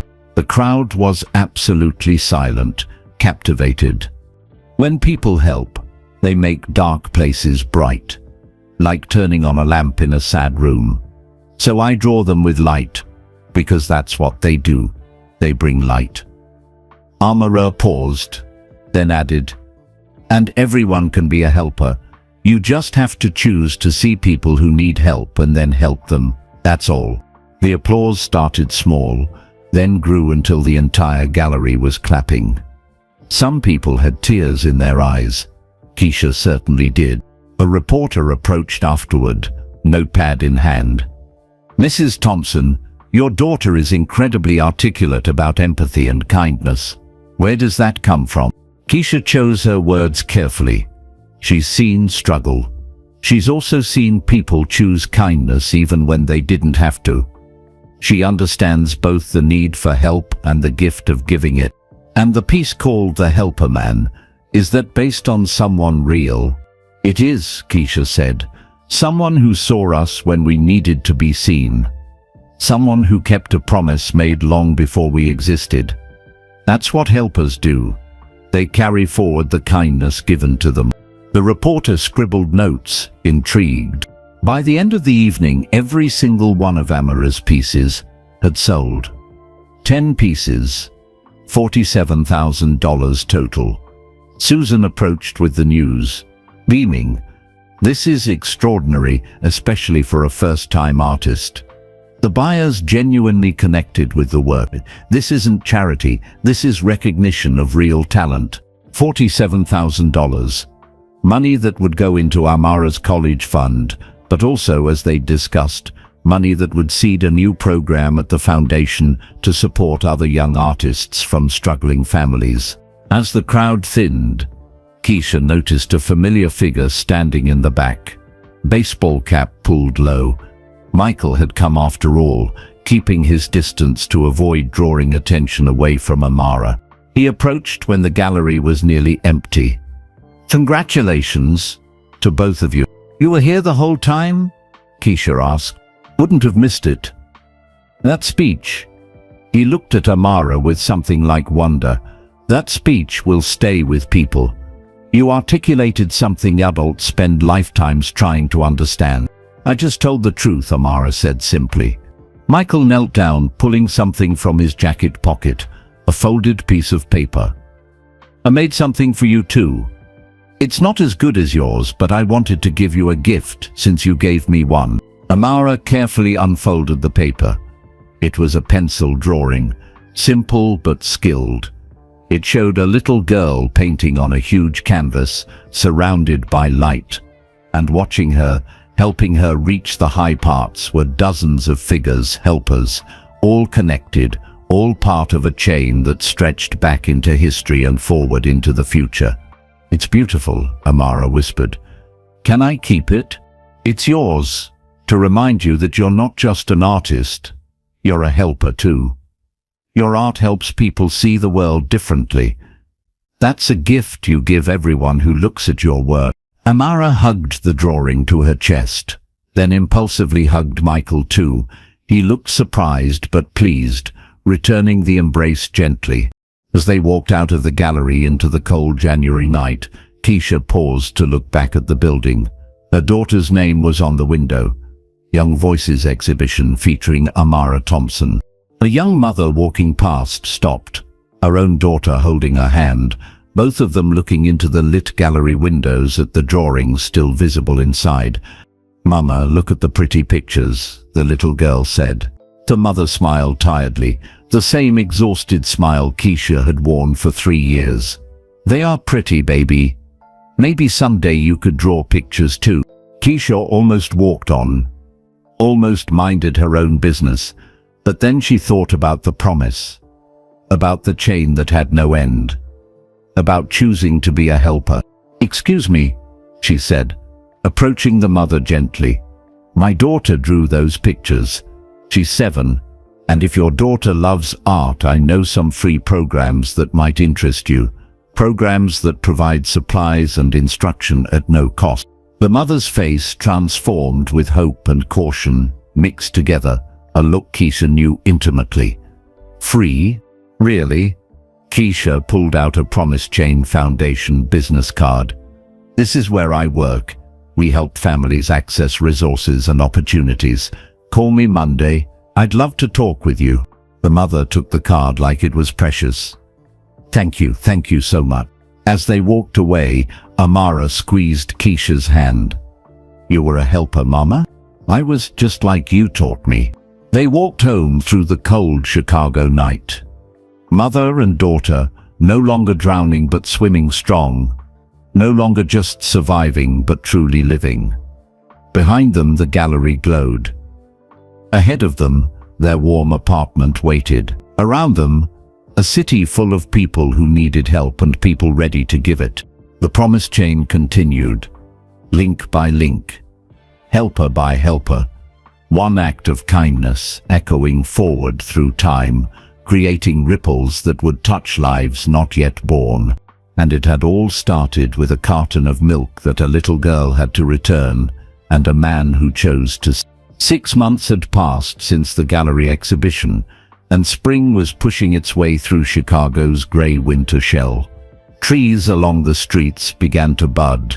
Flowers appeared in window boxes. The city shook off the cold and remembered how to smile. Keisha had fully grown into her role at the Promise Chain Foundation. She now supervised 2 other family liaisons, trained new staff, and spoke at community events about breaking cycles of poverty. The scared, exhausted woman from the grocery store felt like someone from another lifetime. But there were still questions. Questions that circled in her mind late at night when sleep wouldn't come. Why had Michael Jordan really chosen them? Why that specific day? Why that particular grocery store?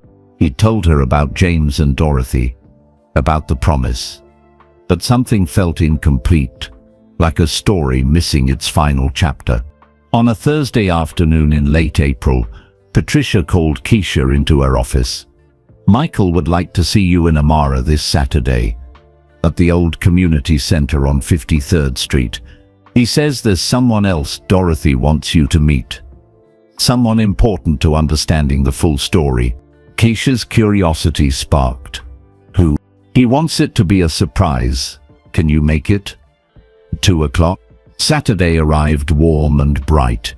Keisha and Amara took the bus to the address Patricia had provided, a rundown community center that looked like it had seen better days, decades ago. The paint was peeling, the windows were dusty.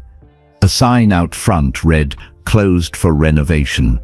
Michael's car was already there. So was Dorothy's. Keisha felt her heart rate pick up as she and Amara approached the front entrance. Michael opened the door before they could knock. "You came, good. Thank you for trusting me with another mystery." Inside, the building smelled like old wood and memories. Dust motes floated through beams of sunlight. Basketball hoops hung at either end of what had once been a gym. Dorothy sat on a folding chair in the center of the space, and beside her sat another elderly woman, white, perhaps in her early 80s, with kind eyes and silver hair pulled back in a bun. "Keisha, Amara," Dorothy said warmly, rising to greet them. "This is someone very special. This is Margaret Sullivan. And she has a story to tell you." Margaret stood slowly, leaning on a cane. When she spoke, her voice carried the soft lilt of someone who'd grown up in the South. "Hello, dear ones. I'm so glad to finally meet you. You see, this story, the one you're part of, it didn't start with Dorothy and James. It started with me back in 1968. Keisha and Amara sat down, drawn in by the weight of history in Margaret's voice. "I was 25 years old," Margaret began, her eyes distant with memory. "Married to a good man named Robert. We just moved to Chicago from Alabama, running from the worst of the Gejjen down south. We didn't have much, but we had each other and hope for something better." She paused, gathering her thoughts. "One evening in February, I was at a little grocery store, Pete's Market, long since closed now. I was buying milk and bread for our dinner. And I saw a young black woman trying to buy groceries with a little boy, maybe 5 years old. Her cards wouldn't work. She was so ashamed, so desperate. People in line were getting impatient, saying cruel things under their breath. Keisha's breath caught. This was Dorothy's story. The beginning of everything. I watched her start to put things back, Margaret continued. Bread, cereal, and then she took the milk from that little boy's hands. The look on his face, her voice cracked. He didn't cry, he just accepted it, like he was already too familiar with disappointment. Dorothy nodded, tears in her eyes. That was James. That was my son. Something in my heart just broke open, Margaret said. I thought about my own mama, who'd worked herself to death in Alabama. I thought about all the times we'd needed help and nobody came. I thought about Jesus's words, whatever you do for the least of these, you do for me, so I stepped forward. She looked directly at Keisha now. I paid for her groceries, all of them. And I did something else. I gave her my phone number. I told her to call me if she ever needed help. Not because I had money to give, Robert and I were barely scraping by ourselves, but because I knew people.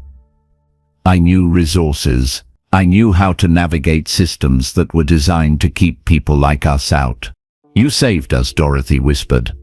You changed everything. I did what anyone should do, Margaret said firmly. I saw another human being struggling, and I helped. That's not heroic. That's just decent. Michael spoke up from where he leaned against the wall. Margaret helped Dorothy find better work. She connected her with childcare. She became like family, and her kindness rippled out. Dorothy raised James, who became a basketball coach and mentor to inner-city kids, including me. But there's more to the story, Margaret said. Something I've never told anyone except Dorothy. Something about why I helped that day. The room grew very quiet. 2 weeks before I saw Dorothy at that grocery store, I was in a similar situation myself. Robert had been hurt at work. Nothing serious, but enough that he missed a week of pay. We were broke. Completely broke. I went to a different grocery store to buy just a few things to get us through: crackers, peanut butter, the cheapest milk. Margaret's hands trembled slightly as she spoke. My money wasn't enough. I'd miscalculated, and I had to put things back while people stared. An elderly black man, I never learned his name, stepped forward and paid the difference. $3.47. That's all it was. But it was everything. Tears rolled down her cheeks now. He told me, pass it forward when you can, child. That's how we survive. We carry each other. 2 weeks later, when I saw Dorothy, I heard his voice in my head. I had to pass it forward. I had to carry someone else. Keisha felt like the floor had shifted beneath her. So your help for Dorothy, it was because someone helped you first. Yes. And I'm sure that man who helped me, someone probably helped him once too. That's what I've come to understand. We're all links in a chain so long we can't see where it starts or where it ends. We're all connected by these small acts of choosing to see each other's humanity. Amara, who had been listening with wide eyes, spoke up. Like my drawings. The helpers are all connected. Exactly like your drawings, sweetheart, Margaret said, smiling at her. You understand it instinctively. We're all helping each other across time. Dorothy stood and took Margaret's hand. 60 years of friendship. 60 years of carrying each other through hard times and good ones. And now, watching this continue with Keisha and Amara, it's like watching a seed we planted grow into a mighty tree. Michael pushed off from the wall and walked to the center of the group. This building we're standing in, this was where James ran his basketball program, where he taught me and dozens of other kids. It closed down 15 years ago for lack of funding, but I've purchased it. We're renovating it to become the Promise Chain Community Center. Keisha gasped. Michael, it's right, he finished. It's where this story needs to continue. Youth programs, art classes, basketball leagues, after-school tutoring, job training for parents. All of it free or sliding scale. All of it designed to catch families before they fall. He looked at Keisha meaningfully. And I want you to help run it. You and your team at the foundation. This will be your headquarters, right in the community you serve. But why are you telling us all of this today? Keisha asked, overwhelmed. Why bring us here? Why now? Margaret answered. Because today is the anniversary. 60 years ago today, I helped Dorothy at that grocery store. We wanted to mark it, to honor how far one small act of kindness has traveled. To show you that what Michael did for you, it's part of something much bigger and older than any of us. Dorothy added, and because you're not the end of this chain, Keisha, you're the middle. Someday, you'll be the one telling this story to someone you've helped. Someday, Amara will tell it to her children. It keeps going. That's the promise, not just to help, but to keep the chain unbroken. Keisha looked around at the dusty gym that would soon be filled with children's laughter, at Michael Jordan, the greatest basketball player who ever lived, who'd chosen to use his blessing to bless others, at Dorothy and Margaret, two women connected across racial lines by simple kindness, still friends 60 years later, at her daughter, who'd somehow always understood that helpers were the most important people in the world. I don't know what to say, Keisha whispered. Say you'll keep the promise, Margaret said gently. Say you'll help the next person who needs it. Say you'll teach Amara to do the same. That's all we ask. I promise, Keisha said, her voice strong despite her tears. I promise to keep the chain going, to help others the way you've all helped me. Amara stood up and walked to the center of the group. Can I say something? Of course, baby, Keisha said. Amara looked at each adult in turn, Michael, Dorothy, Margaret, her mother. I think I understand now why I draw helpers.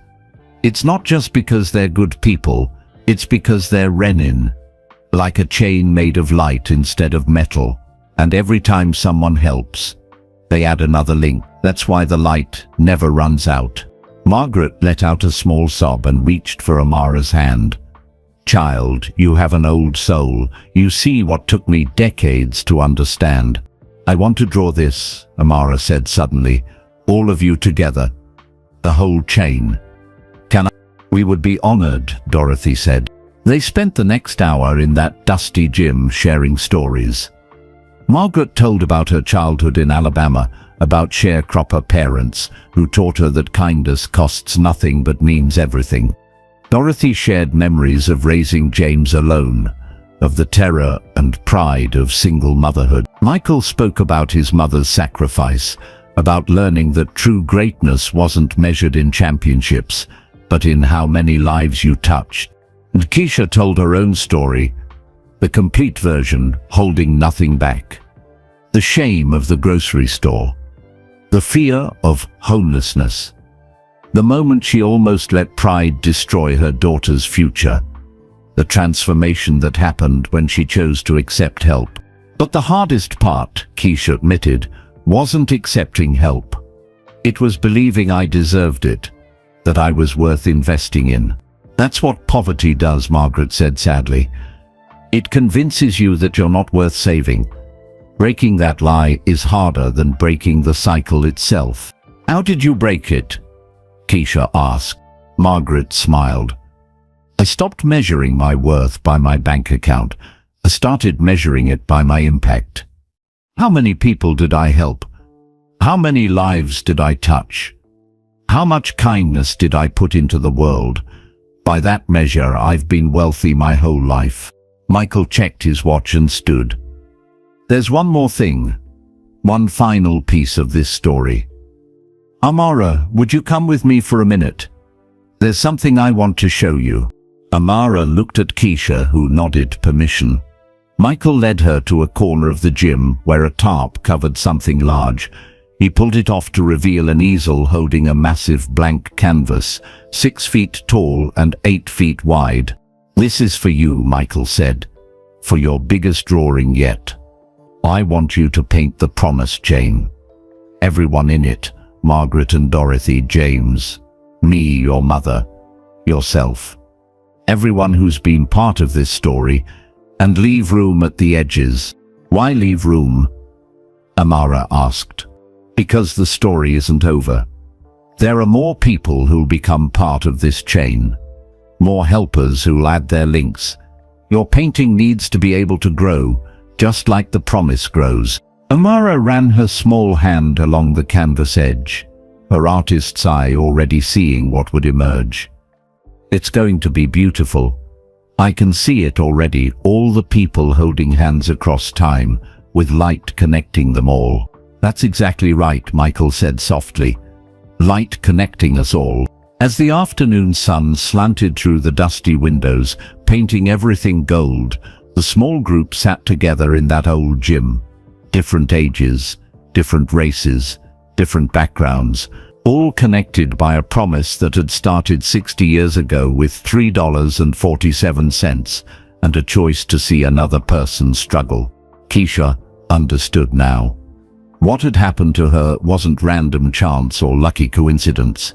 It was the natural result of kindness moving through the world like a current, touching people in its path, asking only that they pass it forward. She was part of something eternal, something that predated her and would continue long after she was gone. The promise chain, link after link after link, stretching backward into history and forward into a future where every person who struggled would find a helper waiting. Not because the world was perfect, but because people chose to make it better, one small act at a time. "Thank you," Keisha said to the group. "All of you, for showing me that help isn't weakness, that accepting kindness doesn't diminish you. It connects you to everyone who ever chose love over indifference." Dorothy stood and opened her arms. One by one they all joined in an embrace, young and old, black and white, famous and unknown, all equal in their commitment to carrying each other forward.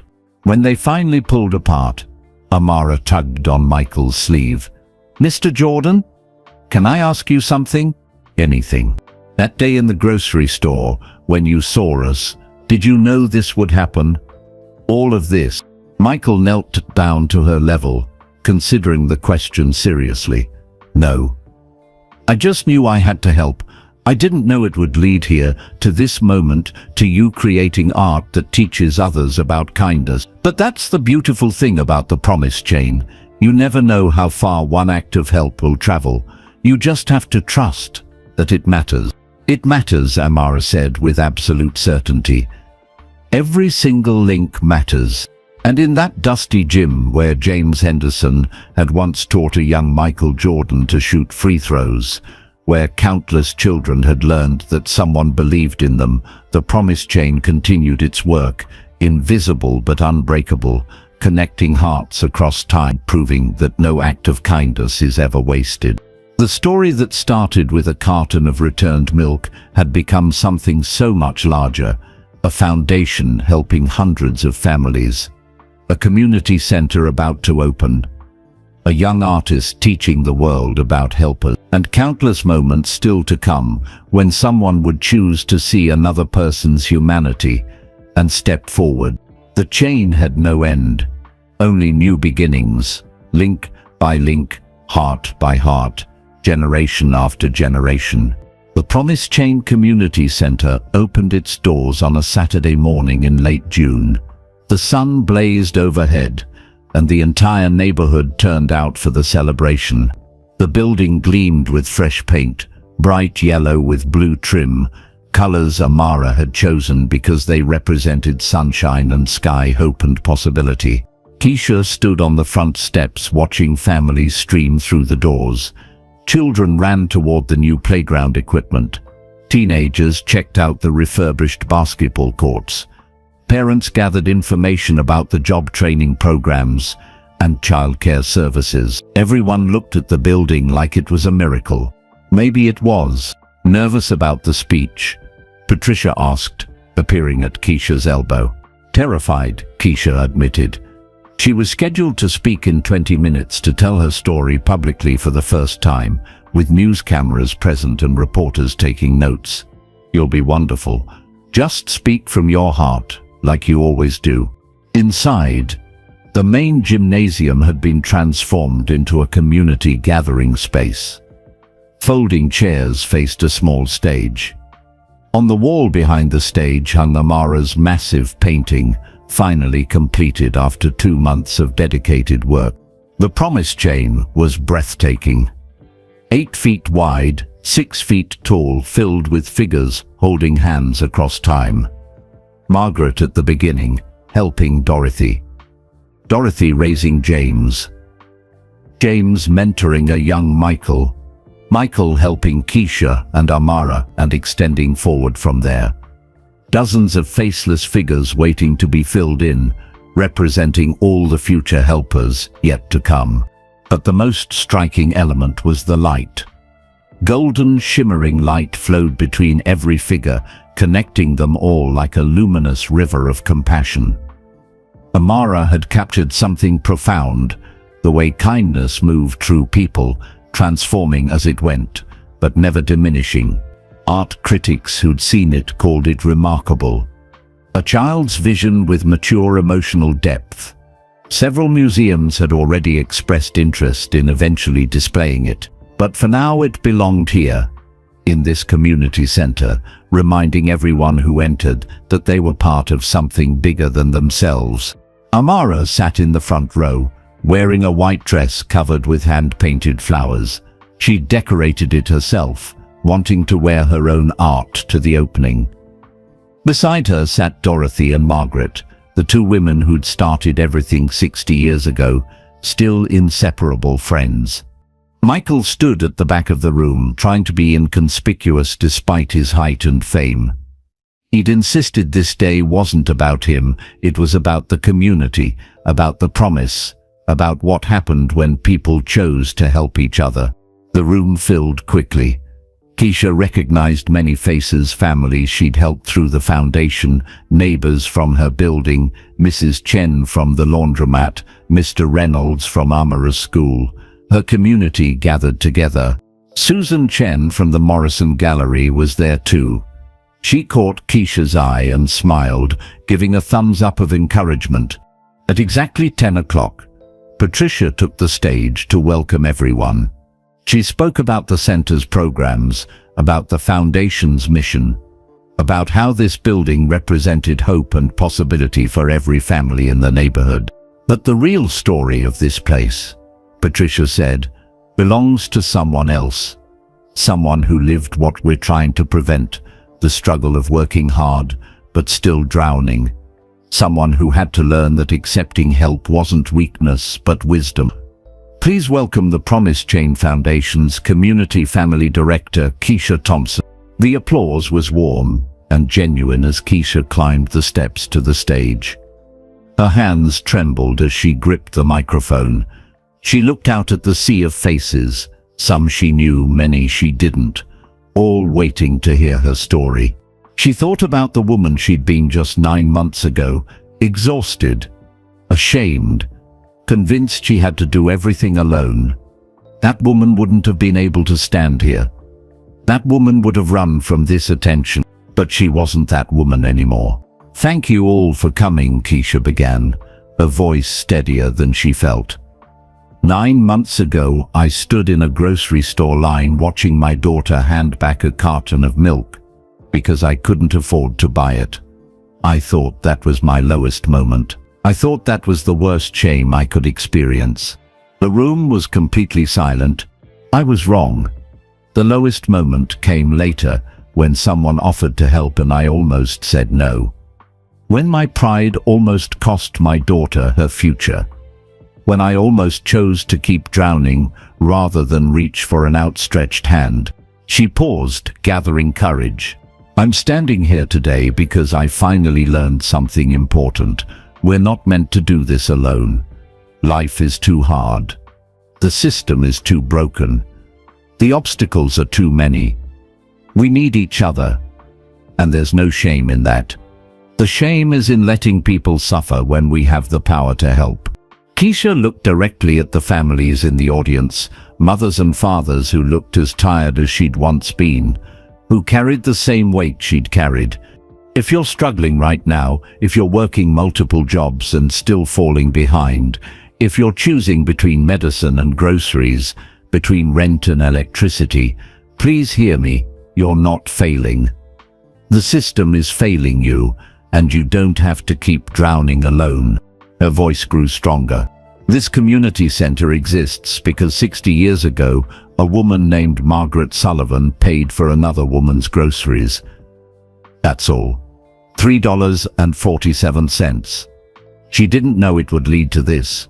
She just saw someone struggling and help. And that small act created ripples that are still spreading today. She gestured to Amara's painting behind her. My daughter understands something that took me 32 years to learn. Helpers aren't special people with extra resources. Helpers are ordinary people who choose to see others' humanity, who choose connection over indifference, who choose to add their link to the chain. Keisha's eyes found Michael in the back of the room.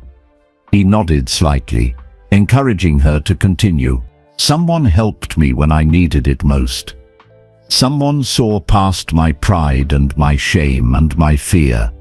Someone invested in my family, not because they wanted something in return, but because they believed we were worth investing in.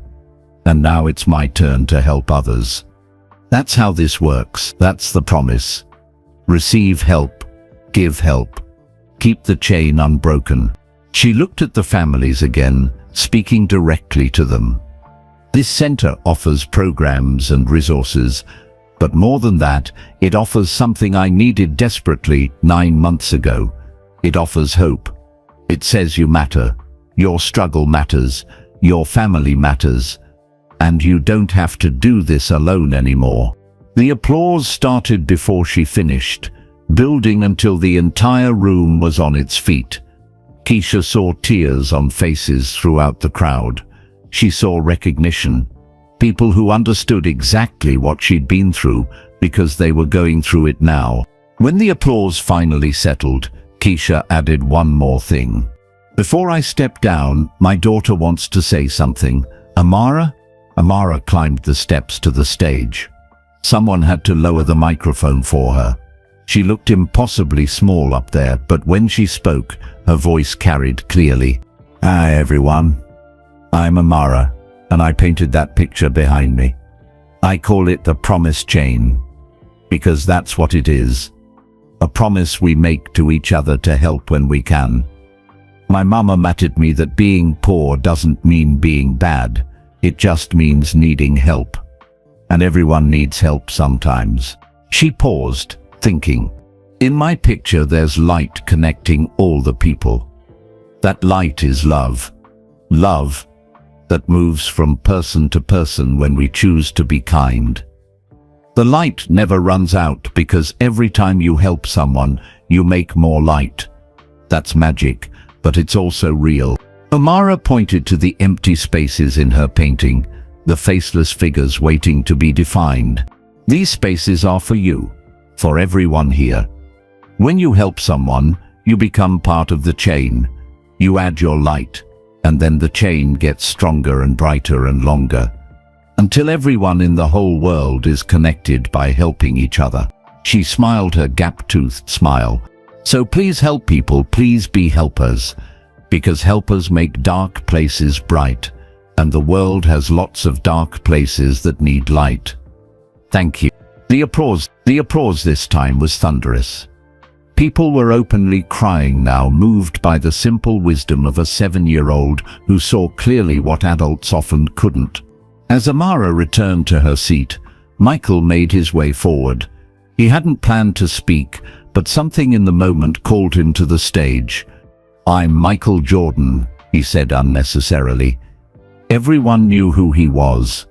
And I'm here today because of a promise I made to a man named James Henderson.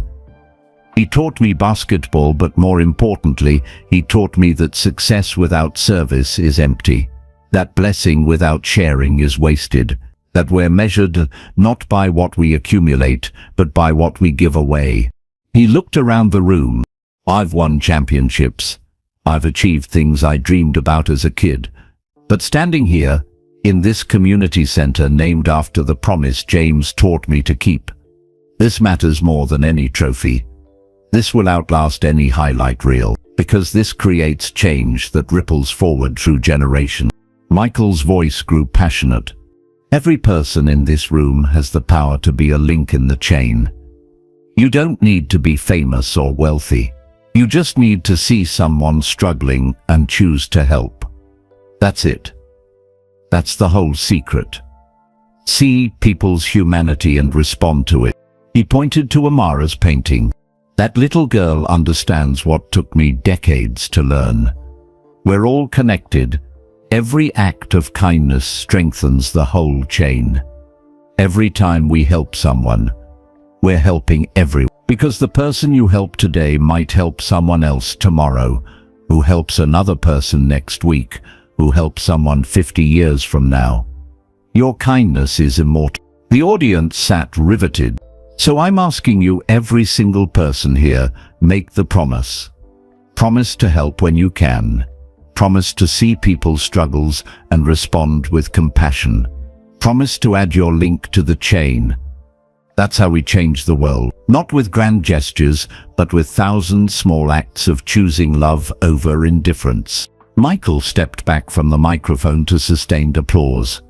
Patricia returned to the stage to close the ceremony, inviting everyone to tour the facility and learn about the programs offered.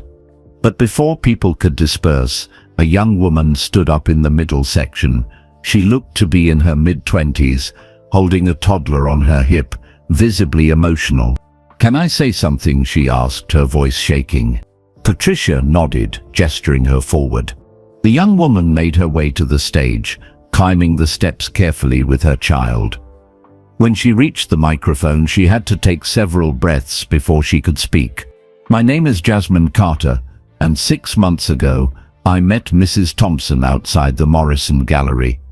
I was walking by with my daughter, looking at the art in the windows, and Mrs. Thompson stopped me. She gave me her card. She told me about free art programs for kids." Jasmine's voice broke. "I almost threw that card away. I thought it was too good to be true. But I was desperate. My daughter loved drawing, and I couldn't afford supplies or classes. So I called, and Mrs. Thorne helped us. She got my daughter into programs. She helped me find childcare so I could go back to school. She helped me apply for assistance I didn't know existed." Tears streamed down Jasmine's face. 3 months ago, I was about to be evicted. Mrs. Thompson connected me with emergency housing funds. Last month, I got my GED. Next fall, I start community college. My daughter is thriving in her art classes. Our lives are completely different because Mrs. Thompson chose to see us outside that gallery. She turned to face Keisha directly. "You didn't just help me. You showed me how to help others." Last week I saw a mother at the food bank struggling with her groceries and her kids. I stopped. I helped her carry things to your car. I gave her the Promise Chain Foundation card. I told her to call you because that's what you do when someone helps you. You pass it forward. The room erupted in applause again. Keisha was crying openly now, as was half the audience. Jasmine continued, her voice stronger. "So I want to make the promise. Right here, in front of everyone. I promise to be a helper. I promise to see people's struggles. I promise to add my link to the chain." Because Mrs. Thompson added hers when she saw me. One by one, people throughout the audience stood up. Some called out, "I promise." Others simply raised their hands in silent commitment. The wave of solidarity spread through the room until nearly everyone was standing, pledging themselves to the promise chain. Dorothy and Margaret stood together, holding hands, watching the moment they'd started 60 years ago bloom into something bigger than they'd ever imagined. Michael stood with his hand over his heart, overcome with emotion. Patricia wiped away tears while still trying to maintain her professional composure. And Amara sat in her flower-painted dress, smiling with the quiet satisfaction of someone who'd always known the world was full of helpers. She'd just been waiting for everyone else to realize it too. As the ceremony concluded and people moved throughout the building, exploring the new facilities, Keisha found herself surrounded by families wanting to thank her, wanting to share their stories, wanting to know how they could help others. This was her life now, not survival but purpose. Not drowning but swimming strong enough to pull others to safety. Not just a link in the chain, but a forger of new links. A connector of hearts, a believer in the possibility of change. She caught Amara's eye across the crowded room. Her daughter held up her hand, making a chain link shape with her fingers, their private signal. Keisha made the same shape back, linking her fingers with Amara's across the distance. The promise chain continued, unbroken and growing stronger every day. 1 year after the grocery store incident, autumn returned to Chicago with its crisp mornings and early sunsets. The Promise Chain Community Center buzzed with life every day. Children in art classes, parents in job training, families finding help and hope. The foundation had expanded, now serving over 200 families across the city. Keisha sat at her desk in her office, reviewing applications for the new scholarship program. Each folder represented a child like Amara, talented, struggling, deserving of a chance. She smiled as she worked, still amazed that this was her job, that helping people was how she earned her living. A knock on her door made her look up. Amara stood there, backpack slung over one shoulder, her 8-year-old face serious. "Mama, Mr. Jordan is here. He says he needs to show you something important." Keisha's heart did a small flip. Michael visited regularly, but something in Amara's tone suggested this wasn't a routine check-in. She found him in the community center's gallery space, standing before Amara's massive painting. He didn't turn when she entered, just kept staring at the promise chain, like it held answers to questions he hadn't yet asked. "Michael? Everything okay?" He finally turned, and Keisha saw something in his expression she'd never seen before, vulnerability mixed with determination. "I need to tell you something, and I need to show you something. Can you and Amara come with me? Right now." 20 minutes later, they pulled up to a modest house in a quiet neighborhood on the south side. Not fancy, but well-maintained, with a small garden in front. An elderly black man sat on the porch in a rocking chair, a blanket across his lap despite the mild weather. "Who is that?" Keisha asked. "That's Walter Price," Michael said quietly. "And he's the reason all of this started. The very beginning of the promise chain." They approached slowly. The man looked up, his face weathered with age but his eyes still bright. When he saw Michael, a smile spread across his face. "Michael Jordan himself. And you brought guests." "Mr. Price, this is Keisha Thompson and her daughter Amara. The family I told you about. The ones I helped last year." Walter's eyes filled with tears immediately. "The grocery store family. Oh my goodness. Come here, child. Let me look at you." Keisha approached hesitantly. Amara, holding her hand. Walter reached out with shaking hands and took both of theirs. "Do you know who I am?" he asked gently. Keisha shook her head. "I'm the man who helped Margaret Sullivan in 1968. I paid for her groceries when she was $3.47 short. I told her to pass it forward when she could." The world seemed to tilt. Keisha sank down onto the porch steps, pulling Amara with her. You're the beginning? I suppose I am. Though of course, someone helped me once too. My grandmother, back in Mississippi, when I was just a boy, she taught me that we're all responsible for each other. That kindness is the only currency that matters. Walter coughed, a deep rattling sound that worried Keisha. Michael placed a gentle hand on the old man's shoulder. Mr. Price is 94 years old, Michael said softly, and he's sick. The doctors say he has maybe a few months left. I'm ready, Walter said with surprising peace. I've lived a good life. 82 years since I helped that white woman in the grocery store. You know what? I'd forgotten all about it until Michael tracked me down last month. One small act, long forgotten, that apparently changed the world.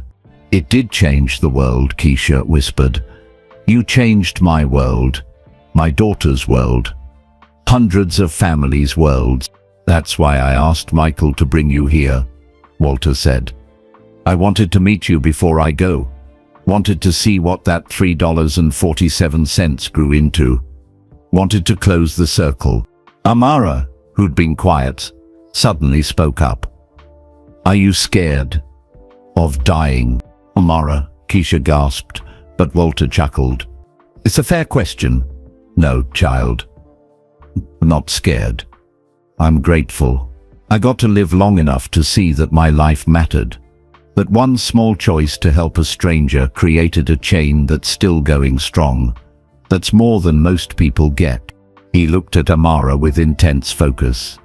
You're the artist, the one who painted the chain with light connecting everyone. Yes, sir. I need to ask you something. When I'm gone, will you add me to that painting? Put me at the beginning, where I belong.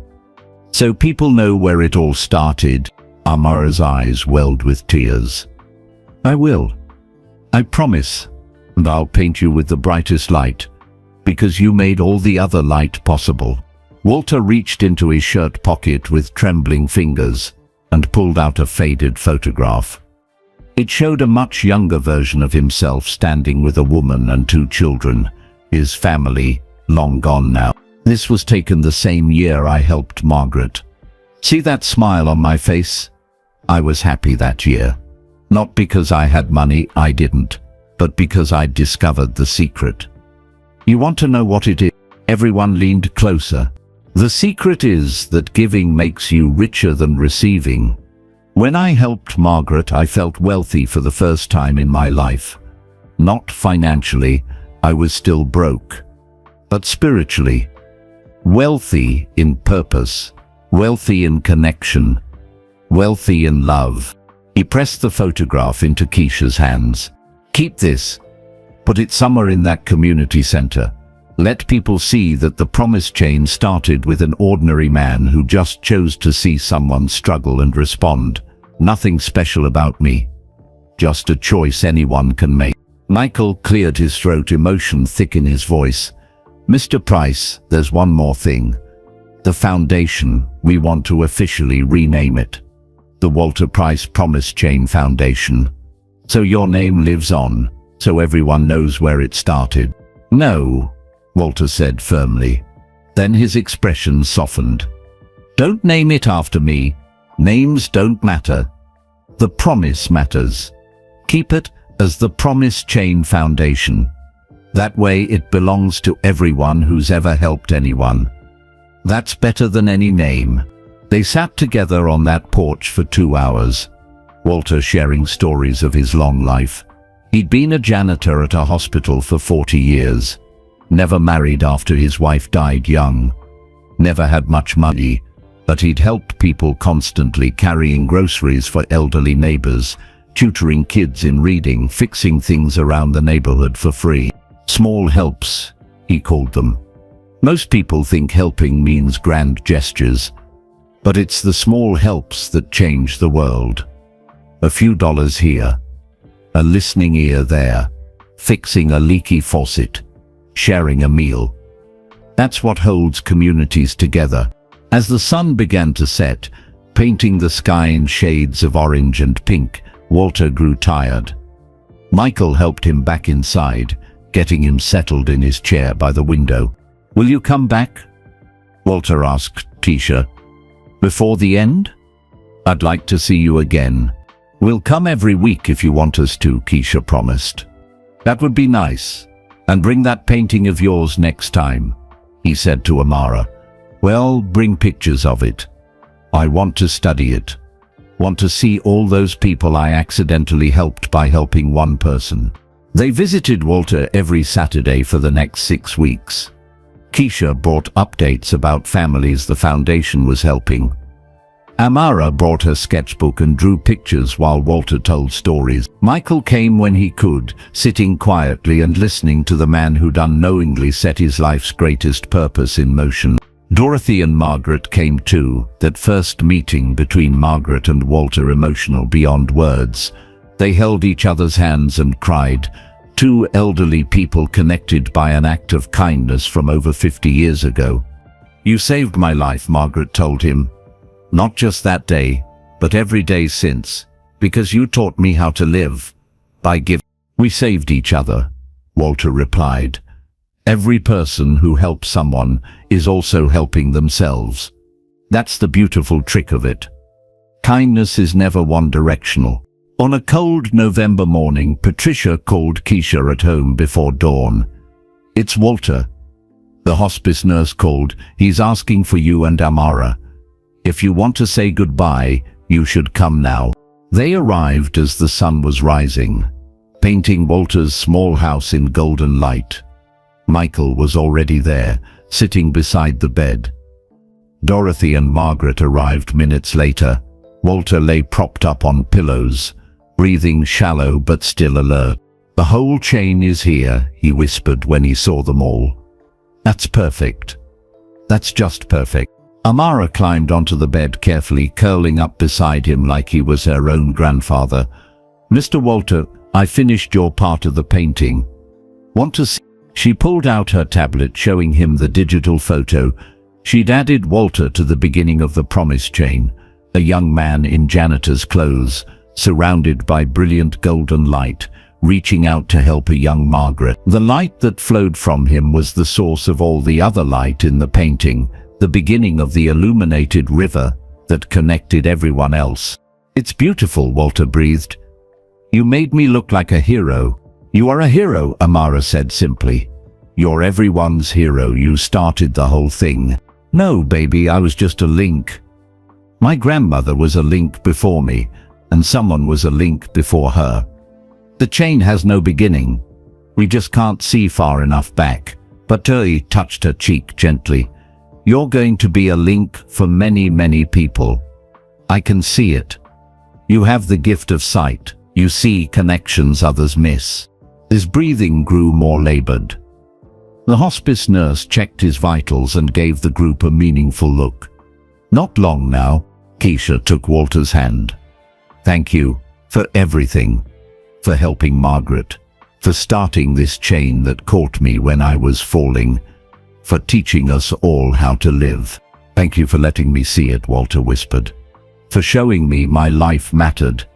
That's all any of us want to know, we mattered." Michael leaned close. "You mattered, Mr. Price. More than you could possibly know. You changed thousands of lives with $3.47. Best investment I ever made."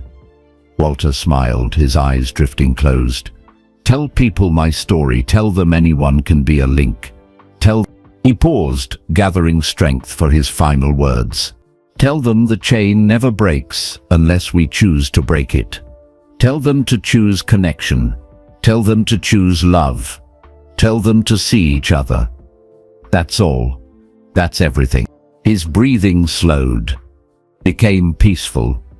And as the morning sun filled the room with light, the same golden light, Amara always painted around helpers, Walter Price, slipped away, surrounded by the people whose lives he'd changed without ever knowing it. They sat together in silence for a long time. No one wanted to leave. No one wanted to break the sacred feeling in that room.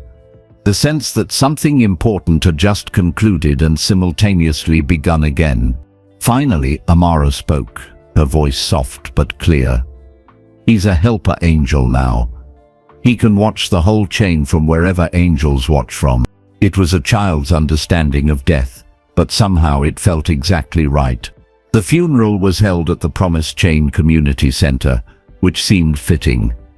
Hundreds of people came, not because Walter had been famous, but because Michael had shared his story. People who'd never met him but understood they were alive and helped and connected because of a choice he'd made in. Keisha gave the eulogy standing before that same crowd that had heard her speak at the center's opening. Walter Price died believing he was ordinary. That's what he told me. Nothing special about me. But he was wrong. Not because of anything extraordinary he possessed, but because of something extraordinary he chose. He chose to see. He chose to help. He chose to believe that another person's struggle mattered as much as his own. She looked out at the sea of faces, and that choice, made 60 years ago by a janitor who was $3.47 away from his own broke, created ripples that are still spreading today. Margaret Sullivan, who he helped Dorothy Henderson. Dorothy raised James Henderson, who mentored Michael Jordan. Michael helped my family. My family now helps hundreds of other families. Those families will help thousands more, all because one man chose kind. Keisha's voice grew passionate. Walter Price's legacy isn't wealth or fame. It's this. She gestured around the packed community center. It's every person in this room who's ever helped anyone. It's every act of kindness, every outstretched hand, every moment of choosing connection over indifference. That's what lives on, that's what never dies. She pulled Walter's photograph from her pocket, the one he'd given her weeks ago. This picture now hangs in our main hallway. Under it are these words, Walter Price, 1930-2024. The beginning of the Promise Chain, an ordinary man who chose to do extraordinary good. And beneath that, we've added something else. A simple question that everyone who enters this building will see. Keisha paused for effect. The question is, what will your link in the chain be? After the funeral, people gathered in small groups, sharing food and stories. But something unexpected happened. One by one, people began approaching Keisha, Patricia, and Michael with stories of their own. A middle-aged woman told how Walter had fixed her grandmother's broken steps in 1985, refusing payment. A younger man shared how Walter had helped him learn to read when he was struggling in school. An elderly woman cried as she described how Walter had sat with her dying husband in the hospital during his janitor rounds, just so her husband wouldn't be alone when she needed to pick up their kids. He helped everyone, the woman said, quietly. Never wanting recognition, just helping because that's who he was. By the end of the evening, they'd collected 43 stories of Walter's kindness. 43 times he'd been a link in someone's chain. 43 ripples that had created their own ripples, spreading out into infinity. He wasn't the beginning, Michael said quietly to Keisha as they watched the crowd. He was just one link we happened to be able to trace. The chain goes back further than we can see, and it goes forward further than we can imagine. But we can imagine part of it, Keisha replied, watching Amara across the room teaching younger children how to draw helpers. We can see the next few links forming right now. A month after Walter's death, the foundation received an anonymous donation, $5 million, with a note that read, "In memory of Walter Price, who helped my mother in 1973. I didn't know his name until I read his obituary. Now I do. Consider this my link in the chain." They used the money to establish the Walter Price PZZ. They used the money to establish the Walter Price Small Helps Fund to $2,000 for families facing immediate crises. Not enough to change everything, but enough to bridge a gap. Ease a burden, prevent a catastrophe. Small helps, just like Walter had believed in. In the first year alone, the fund helped 300 families, which meant Walter Price's grocery store kindness in 1968 had now directly resulted in help for hundreds upon hundreds of families spanning 3 generations, and it was still growing. On the anniversary of the grocery store incident, October 15th, the foundation established an annual tradition, the Promise Chain Day.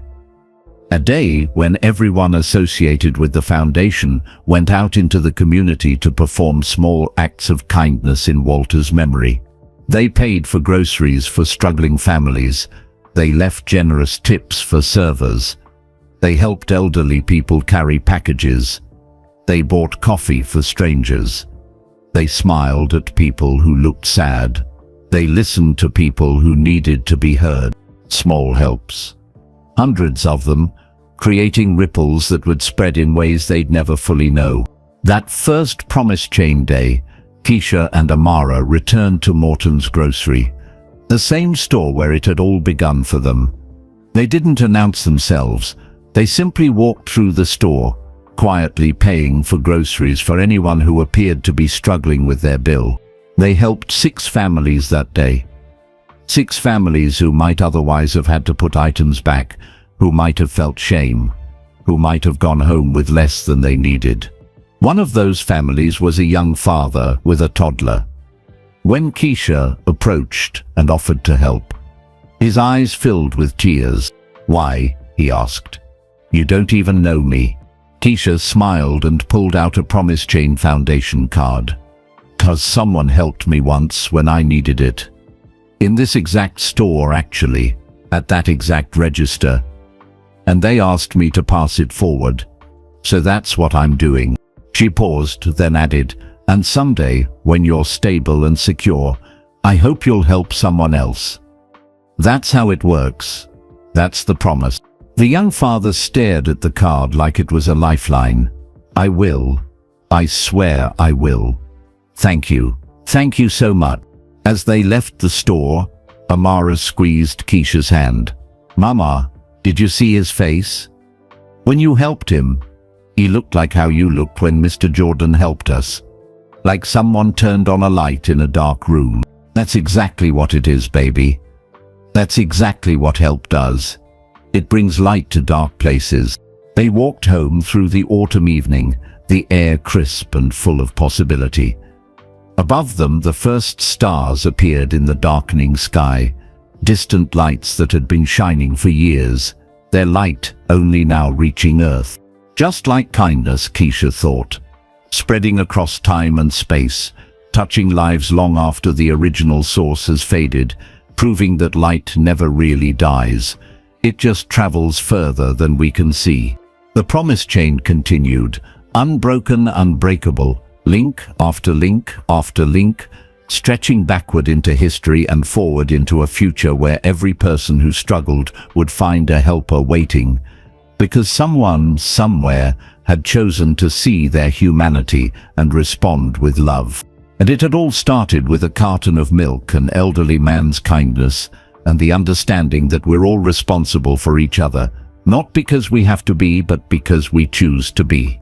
That choice, repeated again and again across generations, was the most powerful force in the world. More powerful than money, more powerful than fame, more powerful than anything except love itself. And love, Walter had taught them, was just another word for seeing someone struggle and choosing to help.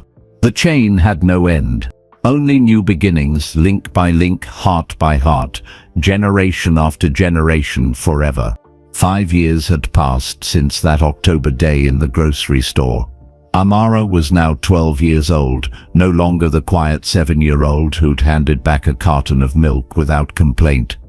She'd grown taller, more confident, her artistic talent blooming into something truly extraordinary. Her artwork had been featured in galleries across Chicago and beyond. Museums called her a prodigy. Critics praised her emotional depth.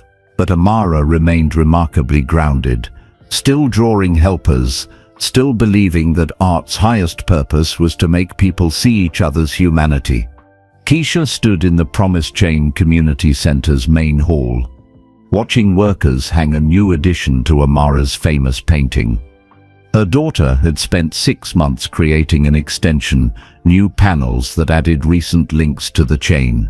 There was Jasmine Carter, the young mother from the gallery opening, now helping others.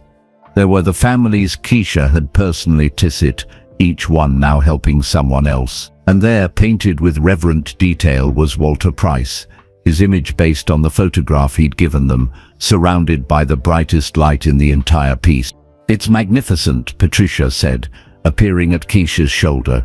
She'd been promoted to executive director of the foundation last year, overseeing an operation that now served over 1,500 families annually across 3 Illinois cities.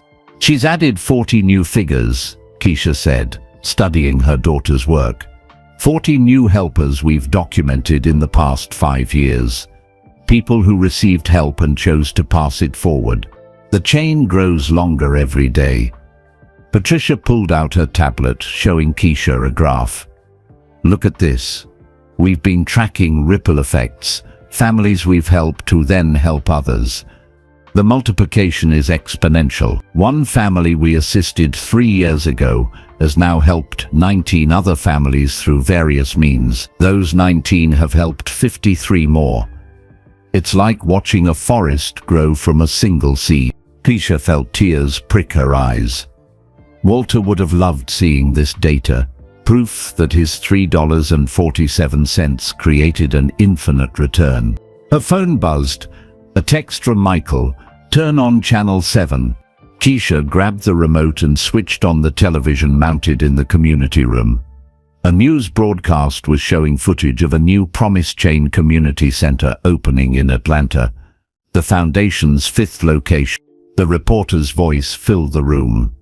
What started as one man's act of kindness to a struggling family has grown into a nationwide movement. The Promise Chain Foundation now operates community centers in 5 cities, has helped over 3,000 families, and has inspired copycat organizations in 12 other states. But perhaps most remarkably, 93% of families who receive help from the foundation go on to help others within 2 years. It's a self-perpetuating cycle of compassion. The broadcast cut to an interview with Michael, standing outside the Atlanta Center.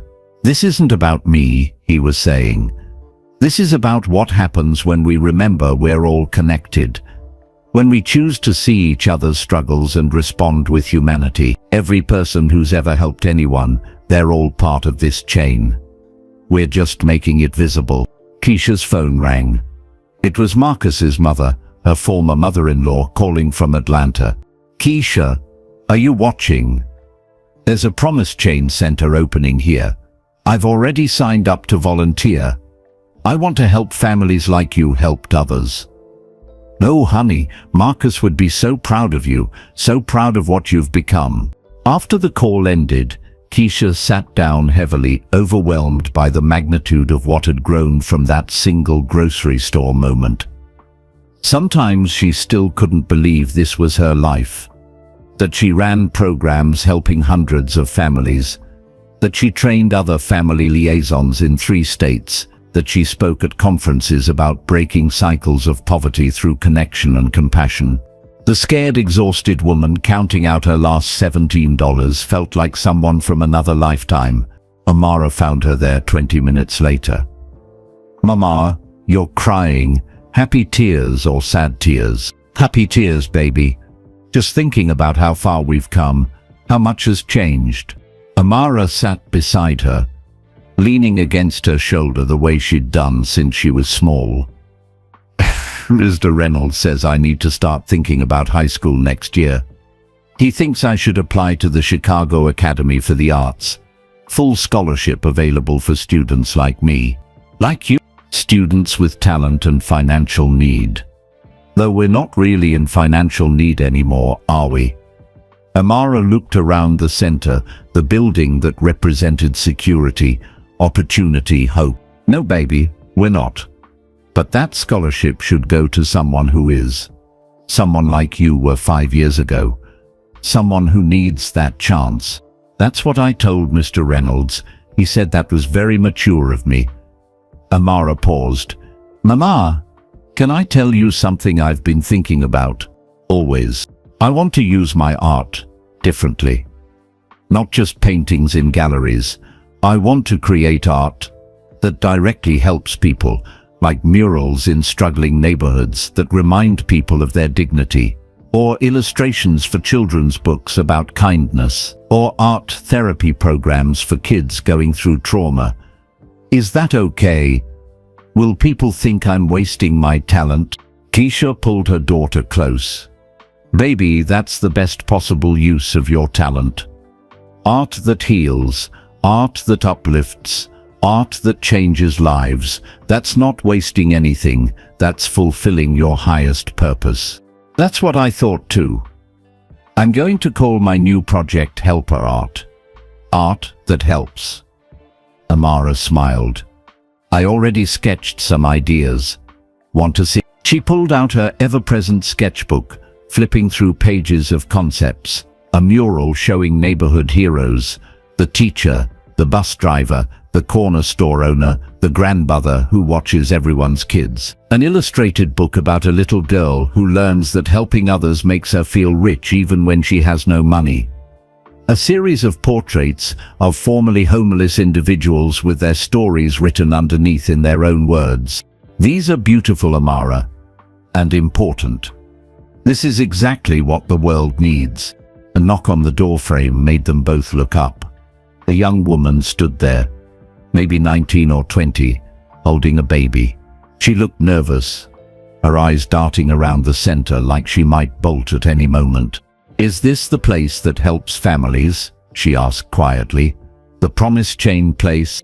Keisha stood, her professional warmth immediately activating. It is. I'm Keisha Thompson, the Family Services Director. Please, come in. What's your name? Destiny. Destiny Williams. And this is my son Marcus. She said the baby's name like it was significant, but Keisha didn't understand why yet. They settled in Keisha's office, and slowly, haltingly, Destiny's story emerged. 19 years old, Terrence kicked her out when she got pregnant. Baby daddy disappeared. She'd been living in her car for 2 months, working fast food when she could find childcare, which was almost never. She'd heard about the Promise Chain Foundation from a flyer at the laundromat. I'm not looking for a handout, Destiny said firmly, that familiar pride shining through. I just need help getting stable. I'll work. I'll do whatever it takes. I just need a chance. Keisha heard her own voice from 5 years ago in Destiny's words, the same desperation masked as determination, the same fear disguised as strength. Why did you name your son Marcus?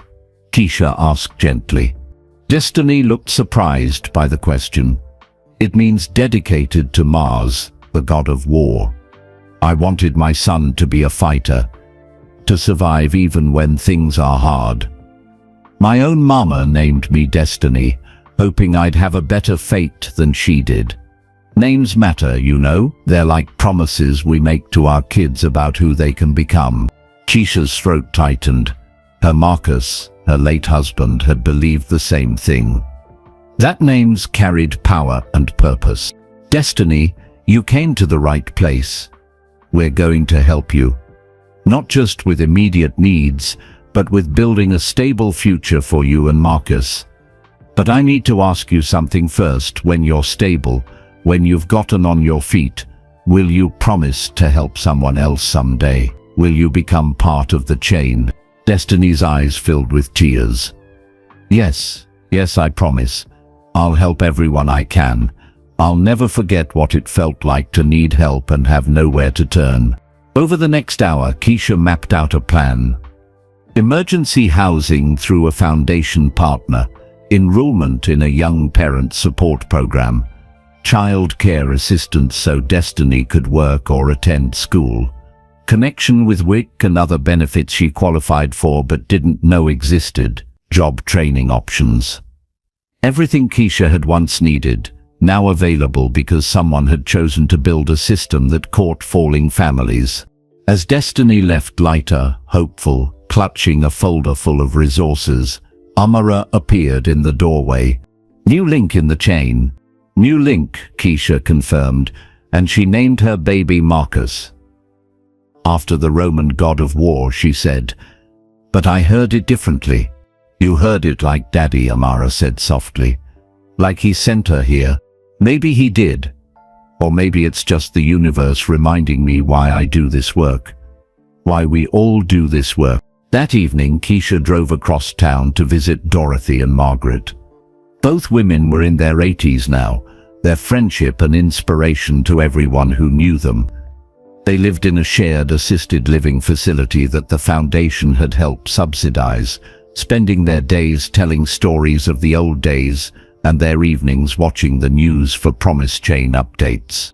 "We saw the Atlanta opening on TV," Dorothy exclaimed when Keisha arrived.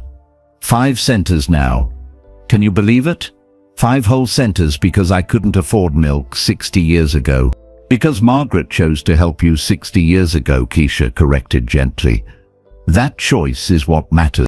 Margaret sat in her armchair by the window, moving more slowly these days, but still sharp as ever. "Keisha, dear, come sit with us.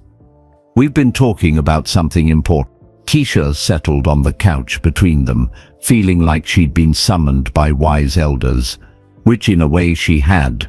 "We're old," Margaret said bluntly. "Not dead yet, but getting there. And we've been thinking about legacy, about what happens when we're gone." "Don't talk like that," Keisha protested, but Dorothy shook her head. "Hush, child. We're being practical. We've lived good long lives, seen miracles, been part of something bigger than ourselves, but we need to make sure the story survives us. The real story." Margaret leaned forward. Not the sanitized version, not the feel-good tale that erases the struggle. The real story, about poverty and shame and pride and the courage it takes to accept help. About systemic failures and individual choices. About how one act of kindness can't fix everything, but it can be the beginning of change. "We want you to write it," Dorothy said. "The complete history of the Promise Chain, from Walter's grandmother, because surely someone helped her too. Through Walter helping Margaret, Margaret helping me raising James, James teaching Michael, Michael helping you, you helping hundreds of others. All of it. The truth of it." "I'm not a writer," Keisha protested. "You're a storyteller," Margaret countered. "Every time you talk to a struggling family, you tell them the story of hope. Every time you train new staff, you tell them the story of seeing people's humanity. Every time you speak at events, you tell the story of transformation. You know this story in your bones. You've lived it." Dorothy added, "And Amara can illustrate it. Her art tells the story visually. Together, you can create something that will outlive all of us. Something that teaches future generations how to break cycles of poverty through connection." Keisha sat with this weight, this responsibility. "If I do this, if we do this, I'll have to tell the hard parts. The shame of returning groceries, the pride that almost destroyed my chance, the systems that fail people even when they're doing everything right. Especially tell those parts," Margaret said firmly. "The hard parts are where the truth lives. Anyone can tell a fairy tale. We need you to tell the real story, because real stories change real lives." Over the next year, Keisha worked on the book in stolen moments. Early mornings before work, late evenings after Amara went to bed, weekends when she wasn't visiting families or training staff. She interviewed everyone she could find who'd been touched by the Promise Chain. She collected data from the foundation. She researched the history of poverty in America, the psychology of shame, the economics of cycles that trapped good people. And slowly a manuscript emerged. Not just a story, but a roadmap. Not just inspiration, but instruction. The Promise Chain: How One Act of Kindness Created a Movement, combined narrative with practical guidance. How to identify struggling families in your community, how to help without patronizing, how to build systems that catch people before they fall, how to create your own links in an infinite chain. Amara created over 100 illustrations, some based on her massive painting, others new. She drew real people from the Promise Chain story, but also symbolic images, hands reaching across divides, light flowing between figures, chains made of interlocking hearts instead of metal links, seeds growing into forests that grew into new seeds. The book was published by a small press that donated all proceeds to the foundation. No one expected much. It was too honest, too raw, too demanding of readers to examine their own complicity in systems that created poverty. But something unexpected happened. The book found its audience not in wealthy philanthropists or policymakers, but in ordinary people who recognized themselves in the stories. Teachers who'd seen students struggle, social workers burned out by broken systems, parents barely holding on, people who wanted to help but didn't know how. Within 6 months, The Promise Chain had sold 50,000 copies. Reading groups formed around it. Churches and community organizations used it as a teaching tool. Universities assigned it in sociology and social work classes. And everywhere the book went, new Promise Chain initiatives sprang up. Not official foundation chapters, but grassroots movements of people choosing to help their neighbors, to see struggle and respond with compassion, to add their links to an ever-growing chain. A man in Portland started paying for groceries for struggling families every Friday. A woman in Miami organized her church to provide emergency assistance to families facing eviction. A teenager in Boston created an app connecting people who needed help with people who could provide it. A retired teacher in Denver used her pension to fund art supplies for low-income schools. Each one cited Keisha's book. Each one understood they were part of something larger. Each one added their link. On Amara's 13th birthday, the foundation threw a celebration at the original Chicago Community Center. The massive Promise Chain painting now took up an entire wall, extended multiple times to include new figures, new stories, new links. Michael flew in from Charlotte, where he'd been working on another center opening. Dorothy and Margaret came, moving slowly but refusing to miss it. Patricia brought her entire staff, families the foundation had helped, hundreds of them, filled every available space. And there were reporters, lots of them, because Amara's birthday celebration was also the announcement of something new, the Helper Art Initiative. Amara, poised and articulate at 13, stood before the cameras and explained her vision. "I've been so blessed. My art has been in galleries. My work sells for thousands of dollars. But I kept thinking about what Mr. Walter Price said, that small helps are what change the world. So I'm starting Helper Art." She clicked to a presentation showing her plans. "We're going to train young artists from struggling families to create murals in their own neighborhoods. Murals that celebrate community helpers, murals that remind people of their dignity and strength. We're going to publish illustrated books about kindness and donate them to schools in low-income areas. We're going to offer free art therapy to kids dealing with trauma. And we're going to create a grant program so other young artists can use their talents to help their communities." The audience erupted in applause. Amara smiled, no longer the shy 7-year-old, but still carrying that essential quality, her ability to see helpers, to see connection, to see light in dark places. After the presentation, as people mingled and celebrated, a young woman approached Keisha. She looked vaguely familiar, but Keisha couldn't place her. "Mrs. Thompson, you probably don't remember me. I'm Jasmine Carter. You helped me 5 years ago outside the Morrison Gallery." Keisha's eyes widened. "Jasmine, Of course I remember you. How are you? How's your daughter? We're amazing. I graduated from community college last year. I'm in a 4-year program now studying social work. Because of you, because you showed me what it looks like to turn your own struggle into service for others. Jasmine's eyes shone with emotion. And my daughter, she's in a youth art program. She wants to be an artist like Amara when she grows up.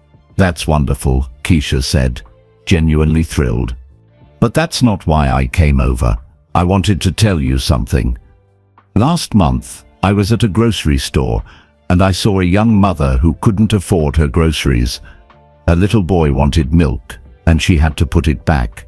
And I remembered you outside that gallery, how you saw me and helped me. So I paid for her groceries. All of them.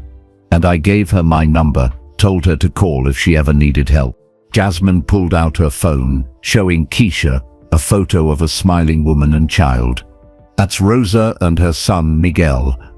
I've been helping her navigate resources, just like you helped me.